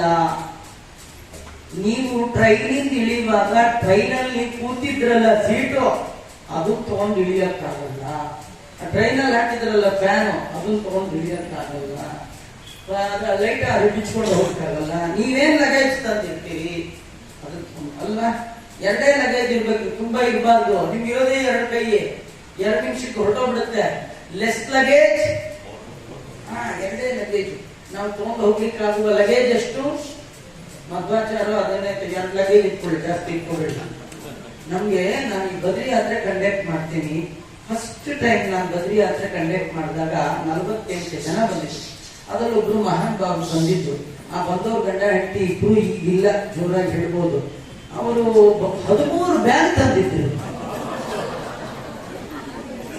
ನಾನು ಕೇಳಿದೆ, ನೀವು ಬರ್ತೀರೋ ನಿಮ್ ಬ್ಯಾಗ್ ಕರ್ಕೊಂಡು ಹೋಗಿರೋ? ನೀವು ಬಂದ್ರೆ ನಿಮ್ ಬ್ಯಾಗ್ ಜಾಗ ಇಲ್ಲ, ನಿಮ್ ಬ್ಯಾಗ್ ಬಂದ್ರೆ ನಿಮ್ಗೆ ಇಬ್ಬರಲ್ಲಿ ಒಬ್ರು ಲಗೇಜ ನೀವ. 3 ಬ್ಯಾಗ್ ರೀ, ಇಬ್ಬರೇ ಗಂಡ ಹೆಂಡತಿ. ಆ ಗಂಡನಿಗೆ 1 7 ಬ್ಯಾಗ್ ಅಂತ, ಹೆಂಡತಿಗೆ 1 8 ಬ್ಯಾಗ್. ಆಚಾರ 30 ಸೀರೆ ಇಟ್ಕೊಂಡು ಹೋದ್ರು ತಾಯಮ್ಮ. ಒಂದಿನಕ್ಕೊಂದು ಸೀರೆ, ಎಲ್ಲಿ ಬಟ್ಟೆ ಹೋಗಿಲ್ಲ ಕೂತ್ಕೊಳ್ಳಿ. ಆಚಾರ 30 ಆಯಮ್ಮ ಇರೋದು ಇಷ್ಟ ಆಯ್ತು, ನನ್ನಷ್ಟೇ. ಸೂಟ್ ಕೇಸ್ ನೋಡಿದ್ರೆ ಓವರ್ ಟೇಕ್ ಆಗ್ತದೆ. ಆ ಸೂಟ್ ಕೇಸ್ ಹಿಂದೆ ನಿಂತ್ರೆ ಇವರಲ್ಲಿ ನಿಂತಿದ್ದಾರೆ ಗೊತ್ತಾಗಲ್ಲ. ದೊಡ್ಡ ಸೂಟ್ ಕೇಸ್ ಎಲ್ಲಿ ಇಟ್ಕೋಬೇಕು ಜನ, ಏನ್ ಕತೆ ದೇವರೇ ಕಾಪಾಡ. ಇಷ್ಟು ಲಗೇಜ್ ಇಟ್ಕೊಂಡ್ರೆ ಆಗಲ್ಲ. ಹಾಗೆ ಪುಣ್ಯ ಪಾಪದ ಲಗೇಜ್ ಕಡಿಮೆ ಇಟ್ಕೊಳ್ಬೇಕು ಅಂದ್ರೆ ಆಘಾತ ಮಾಡಿದ ಪುಣ್ಯ ಪಾಪ ಅಲ್ಲಲ್ಲೇ ದೇವರಿಗೆ ಅರ್ಪಣೆ ಮಾಡಿ, ಪುಣ್ಯವನ್ನ ಅರ್ಪಣೆ ಮಾಡಿ ಪಾಪಕ್ಕೆ ಶಿಕ್ಷೆ ಕೊಡುವಂತ ದೇವರಲ್ಲಿ ಕೇಳಿ. ಬಂದದ್ದೆಲ್ಲ ಬರಲಿ ಗೋವಿಂದ, ನಿನ್ನ ಕೈ ಬಂದಿದ್ದಿ. ದೇವರಲ್ಲಿ ತಪ್ಪು ಮಾಡಿದ್ದಕ್ಕೆ ಶಿಕ್ಷೆ ಕೇಳಿ, ಶಿಕ್ಷೆಯ ಒಟ್ಟಿಗೆ ಇನ್ನೊಂದು ಕೇಳಿ, ಫೇಸಿಂಗ್ ಕೆಪಾಸಿಟಿ ಸಪ್ಲೈ ಮಾಡು ಸ್ವಾಮಿ. ಎದುರಿಸುವ ತಾಕತ್ತು, ಜೀವನದಲ್ಲಿ ಬರುವ ಕಷ್ಟಗಳಿಗೆ ಎದುರಿಸುವ ತಾಕತ್ತನ್ನು ಕೊಡುವಂತ ದೇವರಲ್ಲಿ ಕೇಳಿಕೊಳ್ಳಿ. ಹಾಗೆ ಕೇಳಿಕೊಂಡ ಮಹಾನುಭಾವ ಯಾರು? ಪರೀಕ್ಷಿತ ಮಹಾರಾಜ. ಅವನು ತಾನು ತಪ್ಪುಗಳಿಗೆ ಶಿಕ್ಷೆಯನ್ನು ಕೇಳಿಕೊಳ್ಳೋಕ್ಕೂ ಸರಿಯಾಗಿ ಆ ಶನೀಕರ ಮಗ ಶೃಂಗಿ ಅಂತ ಅವನು ಅಪ್ಪನ ಕೊಳ್ಳಿಗೆ ಹಾವು ಬಿದ್ದಿದೆ ಕೇಳಿ ತಕ್ಷಣದಲ್ಲಿ 8 ವರ್ಷದ ಬಾಲಕ ಇಡೀ ದೇಶವನ್ನ ಆಳುವ ಚಕ್ರವರ್ತಿಯ ಕೊರಳಿಗೆ ಉರುಳಿನಂತಹ ಶಾಪವನ್ನೇ ಕೊಟ್ಟ. ಇವತ್ತಿನಿಂದ 7ನೇ ದಿನ ಸೂರ್ಯ ಮುಳುಗೋದ್ರೊಳಗೆ ಹಾವುಗಳ ಜಾತಿಯಲ್ಲಿ ಶ್ರೇಷ್ಠವಾದ ತಕ್ಷಕ ಕಡಿದು ಸಾಯ್ಲಿ ಆ ರಾಜನ. ಇವತ್ತು ನಮ್ಗೆ ಎಲ್ಲ ಮೇಷ್ಟ್ರ ಮೇಲೂ ಇಂಥದ್ದೇ ಸಿಕ್ತಿದೆ. ಯಾರಿಗೂ ಶಾಪ ಕೊಡೋ ಶಕ್ತಿ, ಏನ್ ಶಕ್ತಿ ಎಲ್ಲ ಕಳ್ಕೊಂಡು. ನಿಮಗೆ ನೋಡಿ ಆಶ್ಚರ್ಯ, ಶಾಪ ಕೊಟ್ಟೋ ಏಜ್ ಎಷ್ಟು? 8, ಜಸ್ಟ್ 8 years old ಸಣ್ಣ ಹುಡುಗ. ಆ ಶಾಪವನ್ನ ಓವರ್ಟೇಕ್ ಮಾಡುವಂತ ತಾಕತ್ ಅವ್ರ ಅಪ್ಪಂಗೂ ಇಲ್ಲ. ಏನು ಶಕ್ತಿ, ಏನ್ ಶಕ್ತಿ ಇಲ್ಲದೆ ಅವನು ಮುಂಚೆ ಆದ ಮೇಲೆ 1-2-3 ವರ್ಷ ದೇವರಲ್ಲಿ ಮನಸ್ಸಿಟ್ಟು ಮಾಡಿದ ಗಾಯತ್ರಿ ಜಪದ ಪ್ರಭಾವ. ಯಾವ ಮಂತ್ರವೂ ಇಲ್ಲ, ಒಂದೇ ಮಂತ್ರ, ವೇದ ಮಾತಾತು ಗಾಯತ್ರಿ. ಇವತ್ತು ನಾವೆಲ್ಲ ಶಕ್ತಿ ಕಳ್ಕೊಂಡಿದ್ವಿ. ಯಾಕೆ ಅಂದ್ರೆ ಏನ್ ಬಿಟ್ಟಿದೀವಿ? ಗಾಯತ್ರಿನೇ ಬಿಟ್ಟು. ಆಚಾರ ಯಾರು ಹೇಳ್ತಿದ್ರು, ಆಚಾರ ಯಜ್ಞ ಬಿಟ್ರೇನೆ ಪುಣ್ಯ ಅಂದ್ರಿ, ಇನ್ ಸಂಧ್ಯಾವನೆ ಬಿಟ್ರಿ ಇನ್ನೆಷ್ಟು ಪುಣ್ಯ ಅಂತ ಅದನ್ನೇ ಬಿಟ್ಟು ಹೋಗ್ಲಿ. ಕಡೆ 3 ಗಾಯತ್ರಿ ಮಾಡು, ಅದನ್ನು ಗಾಯತ್ರಿನೇ ಇಲ್ಲ. ಅತ್ಯಂತ ಹೀನಾಯ ಸ್ಥಿತಿಯಲ್ಲಿರುವ ಒಂದು ಜಾತಿ ಅಂದ್ರೆ ಅದು ಯಾವ್ದದು? ಎಲ್ಲಾರ ಕೈಯಲ್ಲೂ ಬಯಸ್ಕೊಳಕ್ ರೆಡಿಯಾಗಿರೋ ಒಂದು ಜಾತಿ ಯಾವ್ದದು? ಯಾರು ಬೈದ್ರು ಸುಮ್ಮನೆ ಇರೋ ಒಂದು ಜಾತಿ ಯಾವ್ದದು? ಏನ್ ಕಾರಣ? ಗಾಯತ್ರಿ ಬಿಟ್ಟದ್ದೇ. ಅಮ್ಮನನ್ನ ಬಿಟ್ಟವರಿಗೆ ಎಲ್ಲಿ ಬೆಲೆ ಇಲ್ಲ. ಅಮ್ಮ ವೇದ ಮಾತಾತು ಗಾಯತ್ರಿ. ಗಾಯತ್ರಿಯನ್ನ ಬಿಟ್ಟಿದ್ವಿ ನಾವು. ನಮ್ಮ ಮನೆಯಲ್ಲಿ ನಮ್ಮ ಮಕ್ಕಳು ಇಂಜಿನಿಯರ್ ಆಗ್ಬೇಕು, ಡಾಕ್ಟರ್ ಆಗ್ಬೇಕು ಇಷ್ಟೇ ಇಷ್ಟಪಡ್ತೀವಿ ವಿನಃ ದೈವ ಭಕ್ತರಾಗಬೇಕು, ಭಗವದ್ ಭಕ್ತರಾಗಬೇಕು, ದೇಶ ಭಕ್ತರಾಗಬೇಕು, ದೈವ ಭಕ್ತರಾಗಬೇಕು ಯಾರಿಗಿಲ್ಲ. ನಮ್ಮ ಹುಡುಗ ಇಂಜಿನಿಯರ್ ಆಗಬೇಕು, ಡಾಕ್ಟರ್ ಆಗಬೇಕು, ಎರಡೇ ಮಧ್ವಾಚಾರ್ಯ ಎರಡು ಇಲ್ಲ, ಡಾಕ್ಟರ್ ಇಲ್ಲ, ಹಾಳಾಗ್ಬಿಟ್ಟು ನಾಯರ. ಇನ್ ಕೆಲವು SLC 10 ಸತಿ ಫೇಲ್ ಆದ್ಮೇಲೆ ಎಲ್ಲಾರು ಹಾಳಾಗಿ ಹೋಗಿ ವಿದ್ಯಾಪೀಠಕ್ಕೆ ಸೇರು. ವಿದ್ಯಾಪೀಠಕ್ಕೆ ಸೇರ್ಬೇಕಾದ್ರೆ ಎಲಿಜಿಬಿಲಿಟಿ ಏನಂದ್ರೆ 10 ಸತಿ SLC ದಂಡೆ ಆದ್ರೆ ಇದನ್ನ ಮನೆ ಬರಲಿ. ನಮಗೆ ನಿಜವಾಗಿ ಇಚ್ಛೆ ಇಲ್ಲ ನಮ್ಮ ಮಕ್ಕಳು ದೈವ ಭಕ್ತರಾಗೋದು, ದೇಶ ಭಕ್ತರಾಗೋದು ನಮ್ಗೆ ಇಚ್ಛೆ ಇಲ್ಲ. ಸ್ವಾಭಿಮಾನ ಇಲ್ಲ, ಸನಾತನ ಧರ್ಮದ ಆಚರಣೆ ಇಲ್ಲ, ಧರ್ಮ ಆಚರಣೆಯೇ ಇಲ್ಲ. ಎಲ್ಲ ಧರ್ಮಗಳನ್ನು ಬದಿಗೊತ್ತು ಬಿಟ್ಟಿದ್ದೆ. ಆದರೆ ಪರೀಕ್ಷಿತ ಮಹಾರಾಜ ದೇವರಲ್ಲಿ ಪ್ರಾರ್ಥನೆ ಮಾಡಿದ. ಸರಿಯಾಗಿ ಪುಟ್ಟ ಶೃಂಗಿ ಬಾಲಕ ಶಾಪ ಕೊಟ್ಟ. ಶಾಪವನ್ನ ತಂದೆ ಅವರಪ್ಪನಿಗೆ ತಿಳಿಸಿದ. ಅವರಪ್ಪ ಯೋಚನೆ ಮಾಡಿದ, ಆದದ್ದೆಲ್ಲ ಒಳಿತೇ ಆಯಿತು. ನೋಡಿ, ದೊಡ್ಡವರು ಶಾಪ ಕೊಟ್ಟರು ಕೂಡ ಅಕ್ಸೆಪ್ಟ್ ಮಾಡ್ಬೇಕು. ನಮ್ಗೇನು ತಂದೆ ತಾಯಿ ಶಾಪ ಕೊಡಲ್ಲ ರೀ, ಒಂದ್ 2 ಒಳ್ಳೆ ಮಾತು ಹೇಳಿದ್ರೆ ಕೇಳುವಂತ ಪೇಷನ್ಸ್ ಇಲ್ಲ ನಮ್ಗೆ. ತಿರುಗಿ ತಿರುಗಿ ಮನಸ್ಸು ನೋವಾಗುವಂತೆ ಮಾತಾಡ್ತಾರೆ. ಈ ರಾಜ ತಾಕತ್ತಿದ್ದವ, ಆದ್ರೆ ಒಂದು ಮಾತು ಬ್ರಾಹ್ಮಣ ಕುಮಾರನ ಶಾಪ ವಿರುದ್ಧವಾಗಿ ಮಾತಾಡ 2 ಕೈಗಳನ್ನ ಬೊಗಸೆ ಒಟ್ಟಿ ಆ ಶಾಪವನ್ನ ಸ್ವೀಕಾರ ಮಾಡಿ ಹೇಳ್ತಾ ಇದ್ದಾನೆ, ನಾನು ಶಾಪಕ್ಕೆ ಒಪ್ಪಿದ್ದೇನೆ ಅಂತ ಹೇಳಿ ತನ್ನ ಮನಸ್ಸನ್ನ ಪರಿಪಕ್ವಗೊಳಿಸಿದ. ಎಲ್ಲ ರಾಜ ಚಿಹ್ನೆಗಳನ್ನ ಕಳಚಿಟ್ಟ. ತನ್ನ ಮಗ, ನಮಗೆ ಇರಾವತಿ ಅನ್ನುವ ಹೆಂಡತಿ ಇದ್ದು, ಯಾರಿಗೆ? ಅವನೊಬ್ಬ ನೆನಪಿರಿ. ಪರೀಕ್ಷಿತನ ಹೆಂಡತಿ ಹೆಸರೇನು? 4 ಜನ ಮಕ್ಕಳಿದ್ರು. ದೊಡ್ಡ ಮಗನ ಹೆಸರೇ ಜನಮೇಜಯ. ಅವನಿಗೆ ಪಟ್ಟವನ್ನು ಕಟ್ಟಿದ. ತನ್ನ ಎಲ್ಲ ರಾಜ ಲಾಂಛನವನ್ನ ಬಿಟ್ಟ, ಹೆಂಡತಿಯನ್ನ ಬಿಟ್ಟ, ಮಕ್ಕಳನ್ನ ಬಿಟ್ಟ, ತುಂಬಿದ ಮನೆಯನ್ನ ಬಿಟ್ಟ, ಒಳ್ಳೆ ಪ್ರೀತಿಸುವ ಪ್ರಜೆಗಳನ್ನ ಬಿಟ್ಟ, ಸೀದಾ ಗಂಗಾ ನದಿ ತೀರಕ್ಕೆ ಬಂದ. ಇವತ್ತಿನ ಶುಕಸ್ಥಳಿ ಅನ್ನುವ ಜಾಗಕ್ಕೆ ಬಂದ. ಗಂಗಾ ನದಿ ತೀರದಲ್ಲಿ ಏಕಶಿಲಾ ಸ್ತಂಭವನ್ನ ಸ್ಥಾಪನೆ ಮಾಡಿದ. ವಿಶಾಲವಾದ ಮನೆಯನ್ನು ಕಟ್ಟಿ ಒಳಗೆ ಪ್ರಾಯೋಪವೇಶಕ್ಕೆ ಕೂತ. ಪ್ರಾಯೋಪವೇಶ ಅನ್ನೋದು ಪ್ರಾಯಶ್ಚಿತ್ತ. ಸಾವು ಬರುವ ತನಕ ನೀರು ಕುಡಿಯದ ಹಾಗೆ ಕೂತು ದೇಹವನ್ನ ಭಗವಂತನಿಗೆ ಅರ್ಪಣೆ ಮಾಡುವಂತದ್ದೇ ಪ್ರಾಯೋಪವೇಶ. ಕೂತಾಗ ಎಲ್ಲ ಬಂದು ಸೇರಿದ್ದಾರೆ. ಶುಕಾಚಾರ್ಯರು ಬಂದರು, ನಮಸ್ಕಾರ ಮಾಡಿದ. ಸಾಯುವ ಮೊದಲು ಮನುಷ್ಯ ಮಾಡಬೇಕಾದ ಏನು ಅಂತ ಕೇಳಿದ. ಅದಕ್ಕೆ ಅವರು ಹೇಳಿದ್ರು, ನೀನು ಯೋಚನೆ ಮಾಡಬೇಡಪ್ಪ, ನಿನಗೆ ನಾನು ಭಾಗವತ ಹೇಳ್ತೇನೆ. ಈ ಭಾಗವತ ಮಾಡಿದ ಎಲ್ಲ ಪಾಪವನ್ನ ಕಳೆಯುವಂಥದ್ದು. ಅಂತಹ ಭಾಗವತವನ್ನು ಶುಕಾಚಾರ್ಯರು ಉಪದೇಶ ಮಾಡಿದರು ಶ್ರೀ ಪರೀಕ್ಷಿತ ಮಹಾರಾಜನಿಗೆ. 7 ದಿನಗಳ ಕಥೆಯನ್ನ ಕೇಳಿದ ಪರೀಕ್ಷಿತ ಮಹಾರಾಜ ಬೇಜೆ ಖಗೇಂದ್ರ ಧ್ವಜ ಪಾದ ಮೂಲಂ, ಭಗವಂತನ ಪಾದಾರವಿಂದವನ್ನೇ ಹೊಂದಿದ ಅನ್ನುವ ಕಥೆಯನ್ನ ಹೇಳ್ತಾ ಎಲ್ಲ ಪಾಪಗಳನ್ನು ಪರಿಹಾರ ಮಾಡುವಂತಹ ಒಂದು ಕಥೆ. ಅದ್ಯಾವುದದು? ಶ್ರೀಮದ್ ಭಾಗವತ ಅಂತ ಹೇಳಿದ್ದಾರೆ. ಇದು ಮೊದಲ ಸ್ಕಂದದ ಕಥೆ. ನಾಳೆ 2ನೇ ಸ್ಕಂದದಲ್ಲಿಯೇ ಕೃಷ್ಣನ ಕಥೆ. ಅಂದ್ರೆ 2, 3, 4, 5, 6, 7, 8, 9, 10. 10ನೇ ಸ್ಕಂದದಲ್ಲಿ ಬರುವಂತದ್ದು ಕೃಷ್ಣನ ಕಥೆ. ಇದು ಹರಿವಂಶದಲ್ಲಿ ವಿಷ್ಣು ಪರ್ವದಲ್ಲಿ ಬರುವಂತಹ ಕಥೆ. ಹಾಗಾಗಿ ನಾಳೆ ಒಂದು 5 ನಿಮಿಷಗಳ ಕಾಲ 2ರಿಂದ 9ನೇ ಸ್ಕಂದದ ಕಥೆಯ ಸಾರವನ್ನ ಹೇಳಿ, ಒಂದು ಅರ್ಧ ಗಂಟೆ ಕೃಷ್ಣನ ಕಥೆ ಹೇಳಿ, ಆ ಮೂಲಕ ಭಾಗವತ ಹರಿವಂಶ ಎರಡನ್ನು ಹೇಳಿ ನಾಡಿದ್ದು ಮಂಗಳ ಮಾಡೋಣ ಅಂತ ಹೇಳ್ತಾ ಶ್ರೀಕೃಷ್ಣ ಅರ್ಪಣಮಸ್ತು. ಸರ್ವೇಂದ್ರಿಯ ಪ್ರೇರಕೇಣ ಶ್ರೀ ಪ್ರಾಣಪತಿ ನೀಡಿತ ಯದಪುಚ್ಚ ಮಹಂತೇನ ಪ್ರಿಯತಾಂ ಕಮಲಾಲಯ ಮಧ್ವೇಶ ಅರ್ಪಣಮಸ್ತು. ಕೃಷ್ಣ